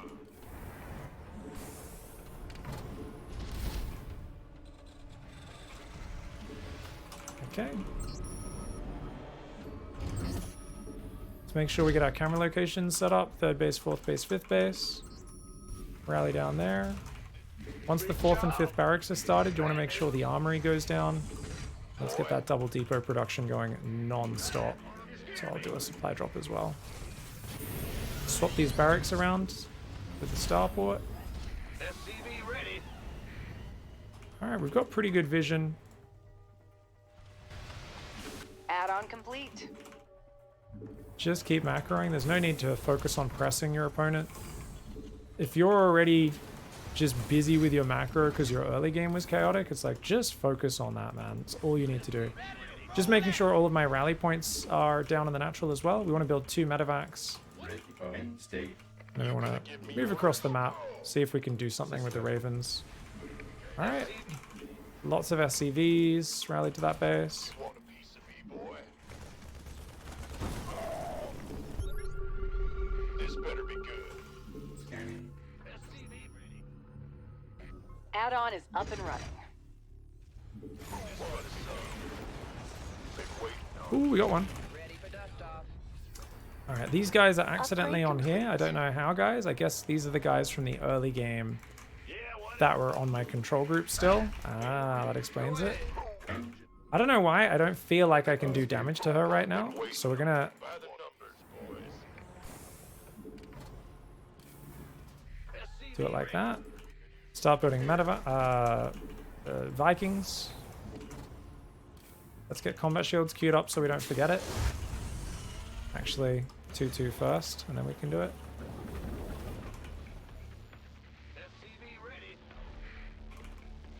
There we go, 2-2. A few more depots. 4th base on location. Trying to put this marine out front now.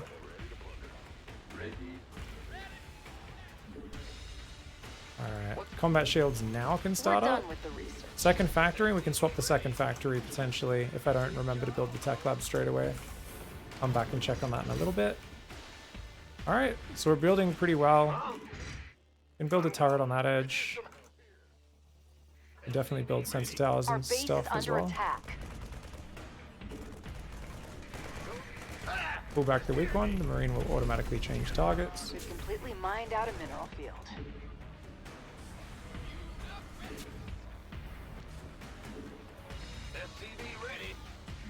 Alright, is she going Vikings? She is. So we're not going to really be able to win the air war. Big job. We're going to get a second starport just to make sure I can contest the skies in the future once my Viking count grows.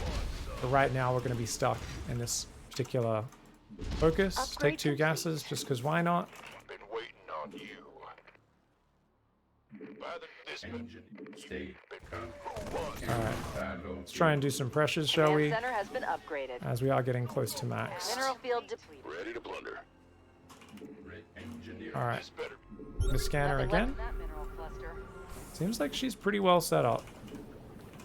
Okay, but what if I just initiate? I think I got a bigger ball. If we just do ball analysis, guys, you can see my ball's way bigger. So I think we can just take it. By the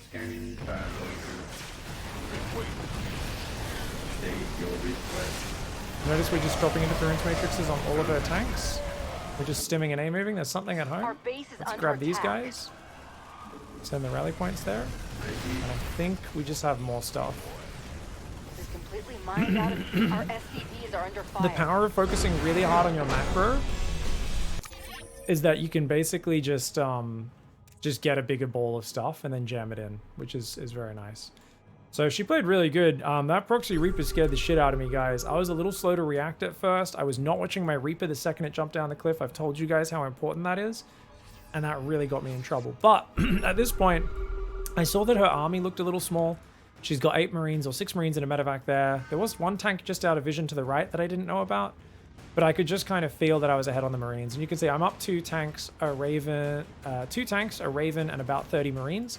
So I looked at her army, and even though the Viking count definitely beats mine, I looked at the Marine count, and I was like, that's not many Marines. I've got a lot of Marines in here, right? And we can even compare the numbers with a quick double click. So I've got 23 Marines, and she has 15 Marines. So I'm like, okay, cool, I'm up 8 Marines. The tank count also looked bigger. She's only got 4 tanks that I can see, whereas I've got 6 there. And obviously a bunch more units coming in as well. So she played pretty good, pretty clean, but we were ahead after defending the early game. So let's remember the most sacred part of TVT, which is you gotta watch that. As your Reaper runs out, you gotta watch it, and the moment you see an enemy Reaper pull back to the high ground, as quickly as possible. I got a bit excited after the proxy. You can see, look at how early is that? Is this a 14 proxy racks? I don't know how that's so early, or is my Reaper just late? Reaper's meant to be out on 158 if you do your build perfectly. I never do my build perfectly. I think my depot was a little late. Ooh, don't tell me it's a 202. Oh, it's a 202 Reaper. Yo! Oh, okay. Scarlet would have my head if she saw me do this. She'd be like, Pig, I freaking told you years ago how to get your Reaper on time and how to do your build properly and how much of a difference it makes as a Terran player. And I'm like, I'm sorry, Scarlet. Yeah. This is actually so scary. Oh my god.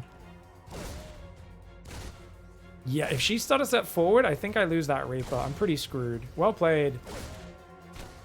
So guys, notice you just can't afford to lose the Reaper. Even choosing to go back and fight there was very risky. If she chased me just a little more aggressively and got that Reaper kill, it's pretty much game over. Now, the moment you know it's a Reaper rush, if I'd handled it a bit more calmly, I could have built a Marine as my second unit. But usually I just let the second Reaper finish, and then I'll build Marines after that and make Hellions as quickly as possible. Keep these SCVs there on a different control group. The reason you don't want to put them on auto repair, I mentioned this, right? I was like, I chucked them on auto repair. Because if she jumps in right now and I just panic and A-move, the SCVs aren't going to fight the Reapers. A-moved SCVs on auto repair will prioritize repairing shit. So they'll be like going towards her Reaper, and then the moment they get shot, they'll all start repairing each other. And the moment they get shot, they're no longer a fighting unit, which means she can just literally move forward, A-move. She doesn't even need to click on my Reapers. Her Reapers will target them because my SCVs are no longer considered a threat. Their aggro rating or whatever it's called, their threat level actually goes down when they don't have an attack move. Even if... That's actually weird, right? Because you'd think it would stay up if they're on an attack move, but because they're repairing each other, I'm pretty sure it goes back down. Let me know if I'm wrong on that. I definitely know if they're just standing there and they're on auto repair, then they won't block correctly is the more important thing. If you attack move, they kind of move towards the Reapers and are trying to drill them and they kind of block them. But if they're just standing there auto repairing, they don't fulfill that function. So that's the bigger reason of why it's such a big deal. So you can see here, I try to like get the SCVs between my units and her units. And that's kind of the big element there. And she messed up there and chased me as well, which was really lucky for me, really lucky. So, chasing her across the map and even chasing the proxy, entirely unnecessary. I should have started a Cyclone and a Starport already. But obviously I was a little bit adrenaline fueled and a little bit like, oh god, stuff's happening, click on things. All right, guys, final game of Bronze to GM, Masters to GM. It's a 4.7k Terran player. It's going to be another TVT. Just a couple of, hopefully, quick TVTs to finish it off. Let's see if I can get my build down. Now, remember, very important to start that barracks immediately and get that gas down immediately. You've got to get this build going as fast as possible to get that Reaper on time, to make it easier to defend things like the Proxy Reaper in the last game. That was a really aggressive build she brought out, and I was pretty close to losing that first Reaper. It being a few seconds later than normal might not sound like a lot, but in those extreme situations, it really does matter. And that's why I always say, like, when you die to cheese, aggression, proxies, not being able to handle something that surprises you, the first thing you should look for as a Terran player is just tighten your build order. Tightening your build order solves so many problems. And, you know, it's like why I say how, like, Clem and Maru don't ever really need to know an attack's coming. They just react with plenty of units from their perfect macro. They micro well, they defend, they survive. Reaper started a little late there. Pig, don't be lazy. Don't be lazy, piggy. All right. Let's go. Pull off gas just before we get to 100 so we can start that. Pull another one off gas. That one there. Double up there. Actually, this one will go there. I can go back to mining the main once it's done there. Command center has been upgraded. So left side's looking for Proxy Marauder. Right side Reaper is going to check for the cracks. And once again, it's an almost 202. It's only 1 second faster than the previous game. Alright, we're on A move right now just to make sure I don't accidentally move forward before I react. Try to get on the watchtower, but good chance we get into a fight there. And no. Alright. Alright, I might as well poke the front. I know I've been mostly defensive with my Reaper Hellions so far in the show, but if I'm playing, you know, just on my own on ladder, I will absolutely do both.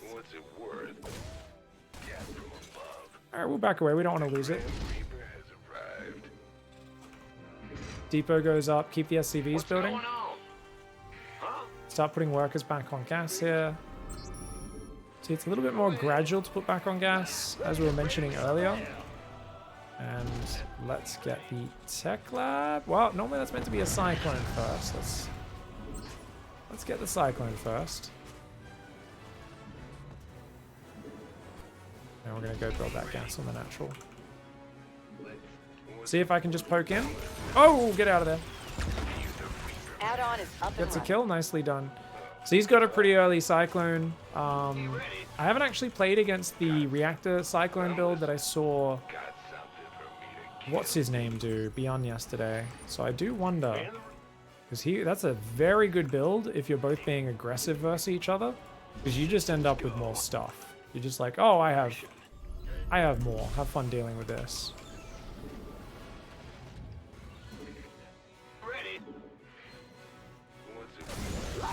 Okay. Send the Reaper in for both the Scout and just to confirm Add-on what's complete. up. Tanks on the way as well as a Raven.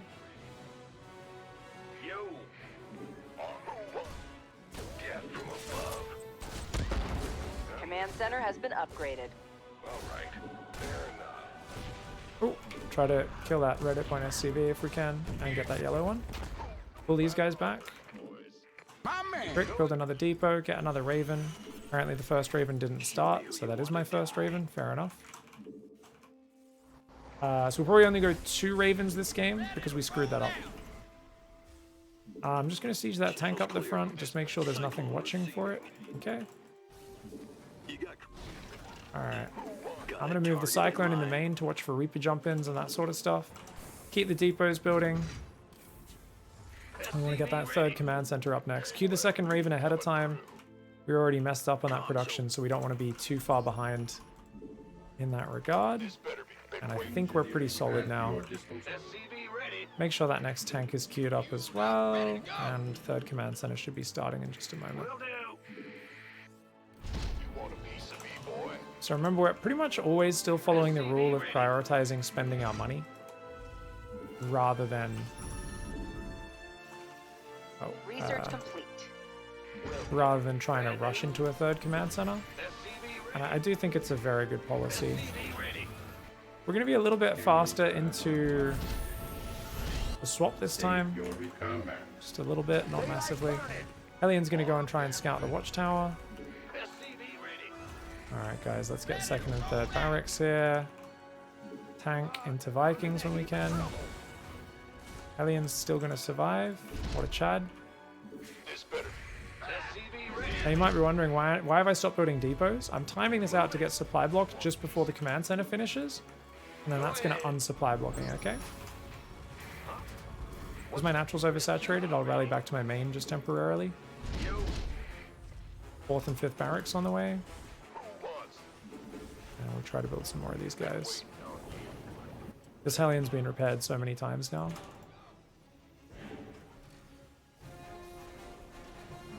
Alright, I'm going to try and take the watchtower just to exert some pressure.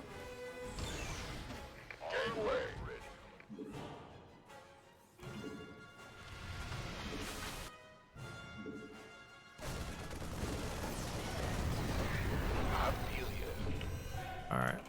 Scan? Ah, okay, he's going to come out to greet me, guys. We're going to go left.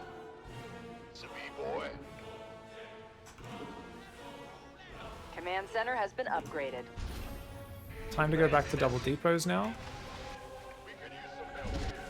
Gary and Bruce are going to be busy.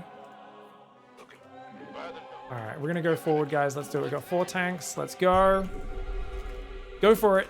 He's got a bigger army. No, pull back. Alright, really well done by him. I thought he'd panic siege and then I'd be able to drop the interference matrices as a reaction. But a really good job staying calm from him. Alright guys, we're just going to F2 to reorganize our army. Reclaim the watchtower. Add-on is up and running. He's just hiding there temporarily. Oh, he goes actually, jumps up on the cliff. Nice. I've been a bit gas starved, which is why I'm trying to put these guys on there. Unfortunately, I just clicked those SCVs on the SCV, which is why I had to click that again. Keep building depots. Get combat shields. Still don't have that 5th reactor. What the hell, man? Alright, we're going to build 2 medevacs before building any more Vikings. Really important. Add-on We're going to put complete. Marines out there, Marines there. And we're also, of course, going to open up these minerals because we want to expand to that bottom left side. We've completely mined out a mineral field. Keep building the depots, 2 at a time, 2 at a time. 2 by 2 depots of blue. Upgrade complete. Nothing left in that mineral cluster. All right. Upgrade is ready for use. We've completely mined Nice little out bit a of mineral micro field. there. Mineral Keep my field alien alive depleted. for a second. I'm gonna send this alien home because I'm kind of in love with it now. Because I've got these medevacs out, I'm actually deciding, you know what? Let's send them over to the left of the map and see if they can do some stuff. We could use some help here. Okay. Sure thing. State your request. Nothing'll stop me.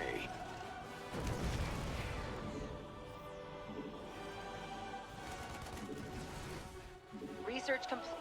Repair that Hellion. Nothing left in that I'm mineral. committed at this point, guys. We could use some help here. Alright, got a second thingamajig. More depots. This better. Ready for pickup? Alright, build more SCVs there. This better be good. Alright, Add catch on that tank. Nope, no, back away. You gonna give me orders? Okay, Armed and ready. lots of Marines, lots of tanks, lots of Vikings. Let's, What's going on? sensor tower there. Let's get a sensor tower up here as well.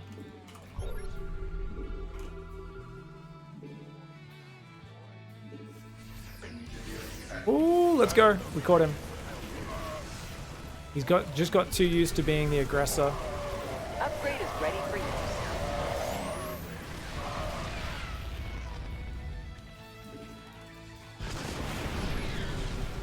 Inbound.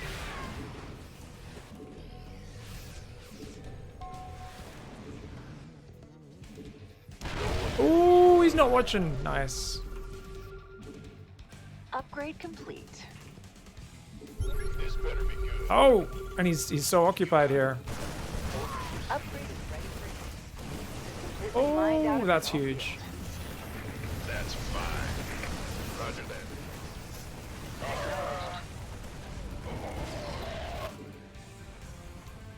Taking out. Drop it off.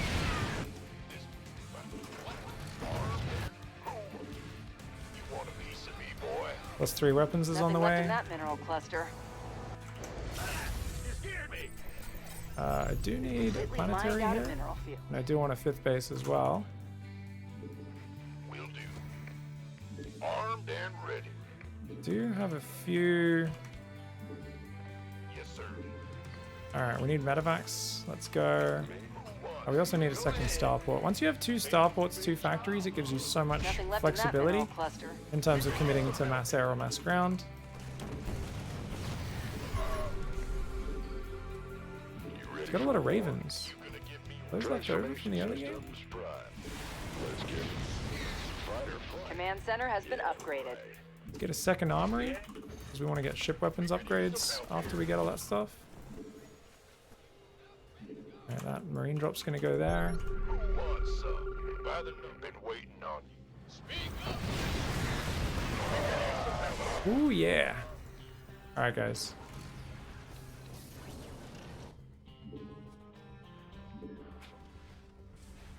This give up. You gonna what's that? Go ahead. Transformation systems primed. Very well. Inbound.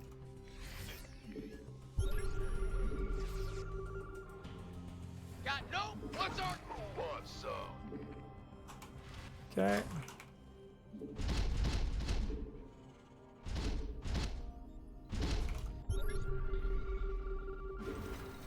Mineral field depleted.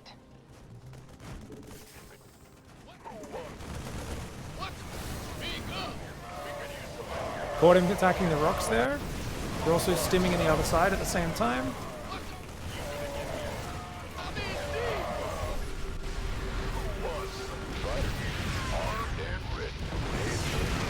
We're going to queue a Viking to go land behind a mineral line because I feel like trying to overwhelm him is definitely the way right now. 3 more barracks because I've never got that full production, did I? I Add-on forgot is about up that. and running. Command center hotkeys because you really need those. Make sure we take the gas. Try to take this base down here as well. Completely mined out a mineral field. Oh, lots of guys up there as well. Awesome. He's not going to take this out, so we can basically just pull these guys back now. Upgrade complete. Yeah. So we can just basically do it that way, where we F2.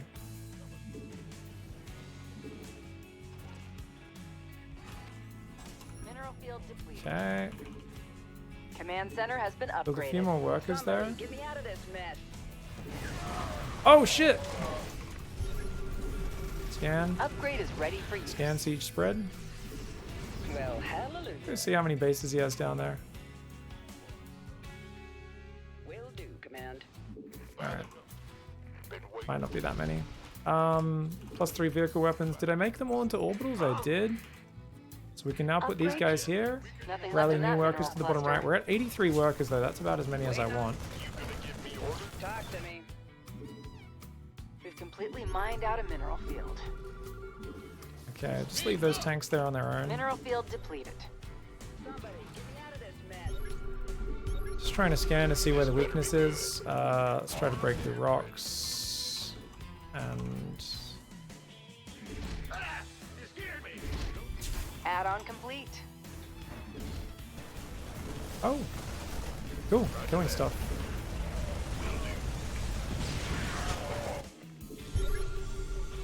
All right, check this out. Rule of 3v1. You guys know it. Upgrade complete.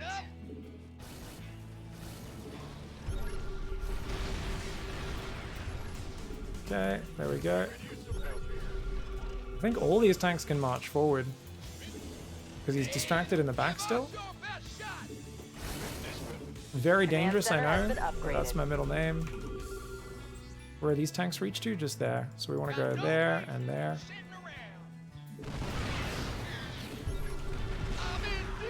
They can see me even without scans. A little sloppy for me.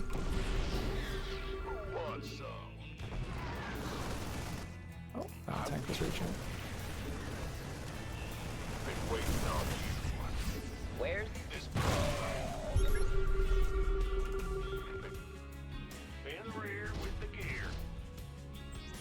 What's going on? Nothing left in that mineral cluster. We've completely mined out a mineral field. Got no patience. Nothing left in that mineral cluster. Alright, a few more medevacs maybe as well. Could be good. He's really banking on the air advantage right now. Mineral field depleted. Once we get more starports, I don't think that's going to be worth as much. Especially now that we've got... let's actually go Yamato. I think battlecruisers is an easier way to finish the game when you've got this many bases. Notice you just keep expanding, keep expanding.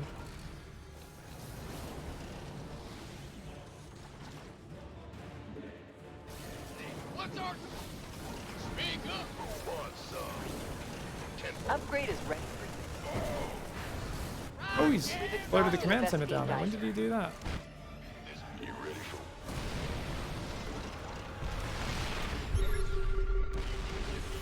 Oh, get it. Sneaky little bugger.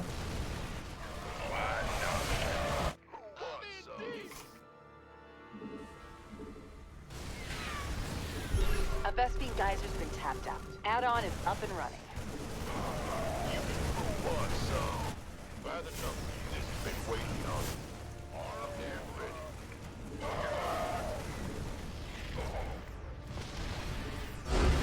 We got him. So we had BCs about to start up, guys. 2 there, 2 more tech labs there. We're going to be getting ship weapons plus 2 vehicle armor to go into that. The only thing I'm missing in this game, if you really want to cement yourself when you're ahead, is just build like a bunch of extra factories, and then you can always rebuild your tanks as well. And you'll be basically unkillable. So notice how I don't really focus on my macro much, but just every now and then I go home and I build like 6 command centers. It's 2,400 minerals. It's a lot of minerals, but I go and build 5. Well, in this case, it was 5. 2,000 minerals. add them to my hotkey, We're done with the morph them into research. orbitals, and it just gives me complete map packs. So this is how you get ahead in the late game. If an opponent, if you guys ever feel like, oh, I'm too forced to attack, I gotta go kill him, just remember, build 4 more command centers. Get up an extra starport. Once you got 2 factories, so 2 factories, 2 starports, and 8 barracks with reactors, you can basically play the whole game on that production. Get mass orbital, and once you get 5 more orbitals, so you've got 8 or 9 orbitals, then you can do Mineral fancy field things deplete. like Upgrade double is ready for armory, use. battle cruisers, or range libs, or whatever else it is that you feel like doing. But try to make Command sure, center has been first things upgraded. first, get your production up on 4 base. Keep just taking 1 command center at a time as needed, and then whenever you can squeeze in. Oh, I've been microing for 5 minutes. I've got 2,000 minerals. Guess what? Mineral field. Let's build 5 command centers, and then suddenly we have unlimited money for the rest of that game. GG, well played, Bo Jenkins. Really well done, mate. Good job defending my my little pokey poke earlier on. You blocked that nicely. And the only thing I would say that I managed to take advantage of this game, everybody, is we kept catching him out of position. So basically, he was so focused on really keeping me pinned back on the defensive, which is something I used to do a lot. And there were moments where he was kind of taking for granted that he had map control, and I caught him in a few of those moments. So that's here was one where he was kind of like, oh yeah, I can just rotate left. And the problem that he had there is that he's actually given up watchtower vision. So he's not left a marine on the watchtower. So overall, Bo Jenkins' map vision is actually really weak. And he did build some turrets in the main base, but he's lacking sensor towers. And more importantly, marine spotters on the map. So if you compare his map vision to mine, marine there, marines there. I normally would be building some spotters on the right side of the map, but I figure any drop here is probably just going to fly through the middle. So maybe I should have gone spotting depot here and out here or something like that. But you can see that I have much better map vision with splitting my units up. And that's what allowed me to have a bit more info here. And then I kind of realized, okay, let's come forward. I figure we have similar armies at this point. But then I see him at this moment clearly not watching his army and not paying attention. And I'm like, oh! So I stim in. And the moment it looks like he's noticed, I will just siege my tanks. But until then, I'm just going to get as deep as I can. And we get a really good start. Drop a few interference matrices as well. And we get a very nice fight there. So that was really, really good for me. And then my Vikings take over the air control as well. So there was a few more moments like this in this game. I thought he should have had plenty of units at his rally point to defend. So I was kind of surprised that I caught him so undefended. But for some reason, he had a lot of units in his main base. And that surprises me. So let's see what happened here. Oh yeah, for some reason he's rallied to his main. I don't know if that's a mistake or not. Maybe this is just to be safe first Doom drops. Very, very interesting, because that leaves his third open. And this was really fortunate for me, because otherwise he was about to get to a very, very good position in the game. But realizing we're at a bit of a standoff here, he can't really push forward. I've got plenty of units coming out of my rally. I didn't mean to send a tank here. This was just meant to be about 16 Marines and 2 medevacs, guys. GG's. This was really fortunate timing. I get a command center kill and a ton of SCVs, and I don't even care about losing the workers. I do try to drop in the main and get greeted by turrets and army, and I was like, wait, why is all that stuff there? But well played. Well played, Bo Jenkins. Pig, have you noticed your map vision is often better than the pros in all matchups? Nah.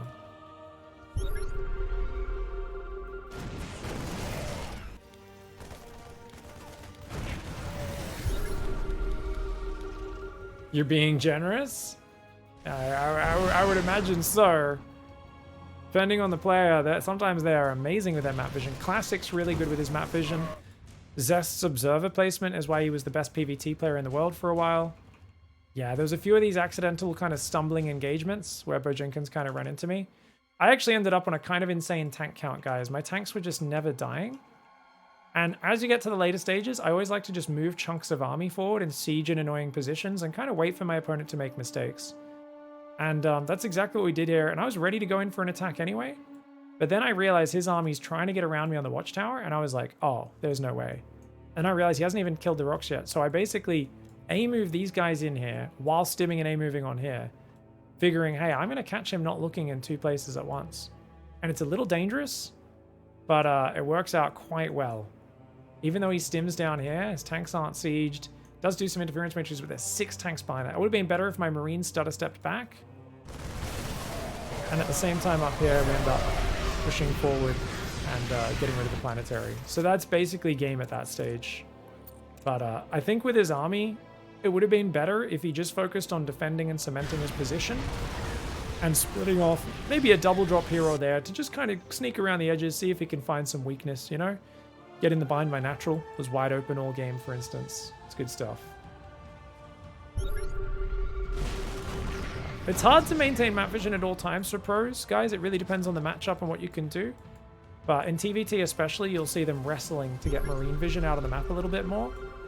But there are moments where they don't care about map vision, and that's because they're just so turtled up anyway. They're like ready for all the common attack angles, you know, they're covering everything. Yeah. Thanks for the love, guys. Appreciate it. All right, so as we see, TVT can be a pretty interesting matchup. It's very nice to be the one who's forward, sieging in your opponent's face. But rather than forcing the win, once you get good at moves like just queuing 5-6 command centers up at once, taking a few extra bases at once, it's really nice to just think of the matchup as something that, you know, every move is just getting you a little bit further ahead and a little bit further ahead, and siege a few tanks forward in a position, and I'm just kind of setting up in positions that are annoying for him to deal with, and I'm just focusing on keeping the macro train going, and every now and then finding an opening. And this drop survived in here for a silly amount of time, by the way, guys. He finally deals with it, but not before I'm breaking the tank line in the front. Bad luck. Bad luck, mate. GG's. All right, this is cool. As you guys can see, the Raven timings were getting a bit sloppier, and my build orders were getting sloppier deeper in the session. So I wasn't able to just like kill people with a 3 Raven, 3 tank timing as much, 3 or 4 tank timing. The fights were a little bit more reactive in terms of what I was reading and what I was seeing. Yeah. I do love pushing aggressively with Marine tanks, so if you find learning this, I'm going to build mass Marine tank, medevac, then go to Viking advantage, then go to Liberators. If it's a bit too much to you, you can just play mass Marine tank, and you can go 8 racks a bit earlier and basically just play pure medevac Marine tank. And one thing you can do with that is load your tanks into your medevacs. And when you're being aggressive, basically you'll just try to, in this middle period, you can basically pick up like 8 tanks in 4 medevacs, and then you're like, oh, he's out of position. Oh, I'm going to shove up here. And you just boost forward and you unload like 8 tanks here in range of his base. And there's maybe only 1 tank he has set up in range. And you tell them all to siege, and your Marines are already like stimming from like a screen away. So you're basically using the medevac boost and the stim to like jump across the screen as really quickly as possible, unload 8 tanks, siege them up in a really good position, and get on top of them. And it's a dirty way to play, but it's ridiculously effective, and it's a really good way to get more confident with aggressive positioning. So if you don't like playing, you know, add 5 command centers and all this sort of stuff, don't bother with it. Don't bother with the second starport. Just 8 barracks, 2 factories, and only take command centers to just keep transferring your workers to, and just try to always have the Marine tank medevac advantage and go for the crazy YOLOs. It's a really fun style. I like to do it a lot. But after, I think I was playing Jason one time in the Weekly Cup, and I was kicking his ass with it on Gressven, and he just went Mega Turtle, and I started just throwing Marines, tanks, and medevacs into the meat grinder. His defense was really good, and I was like, damn it.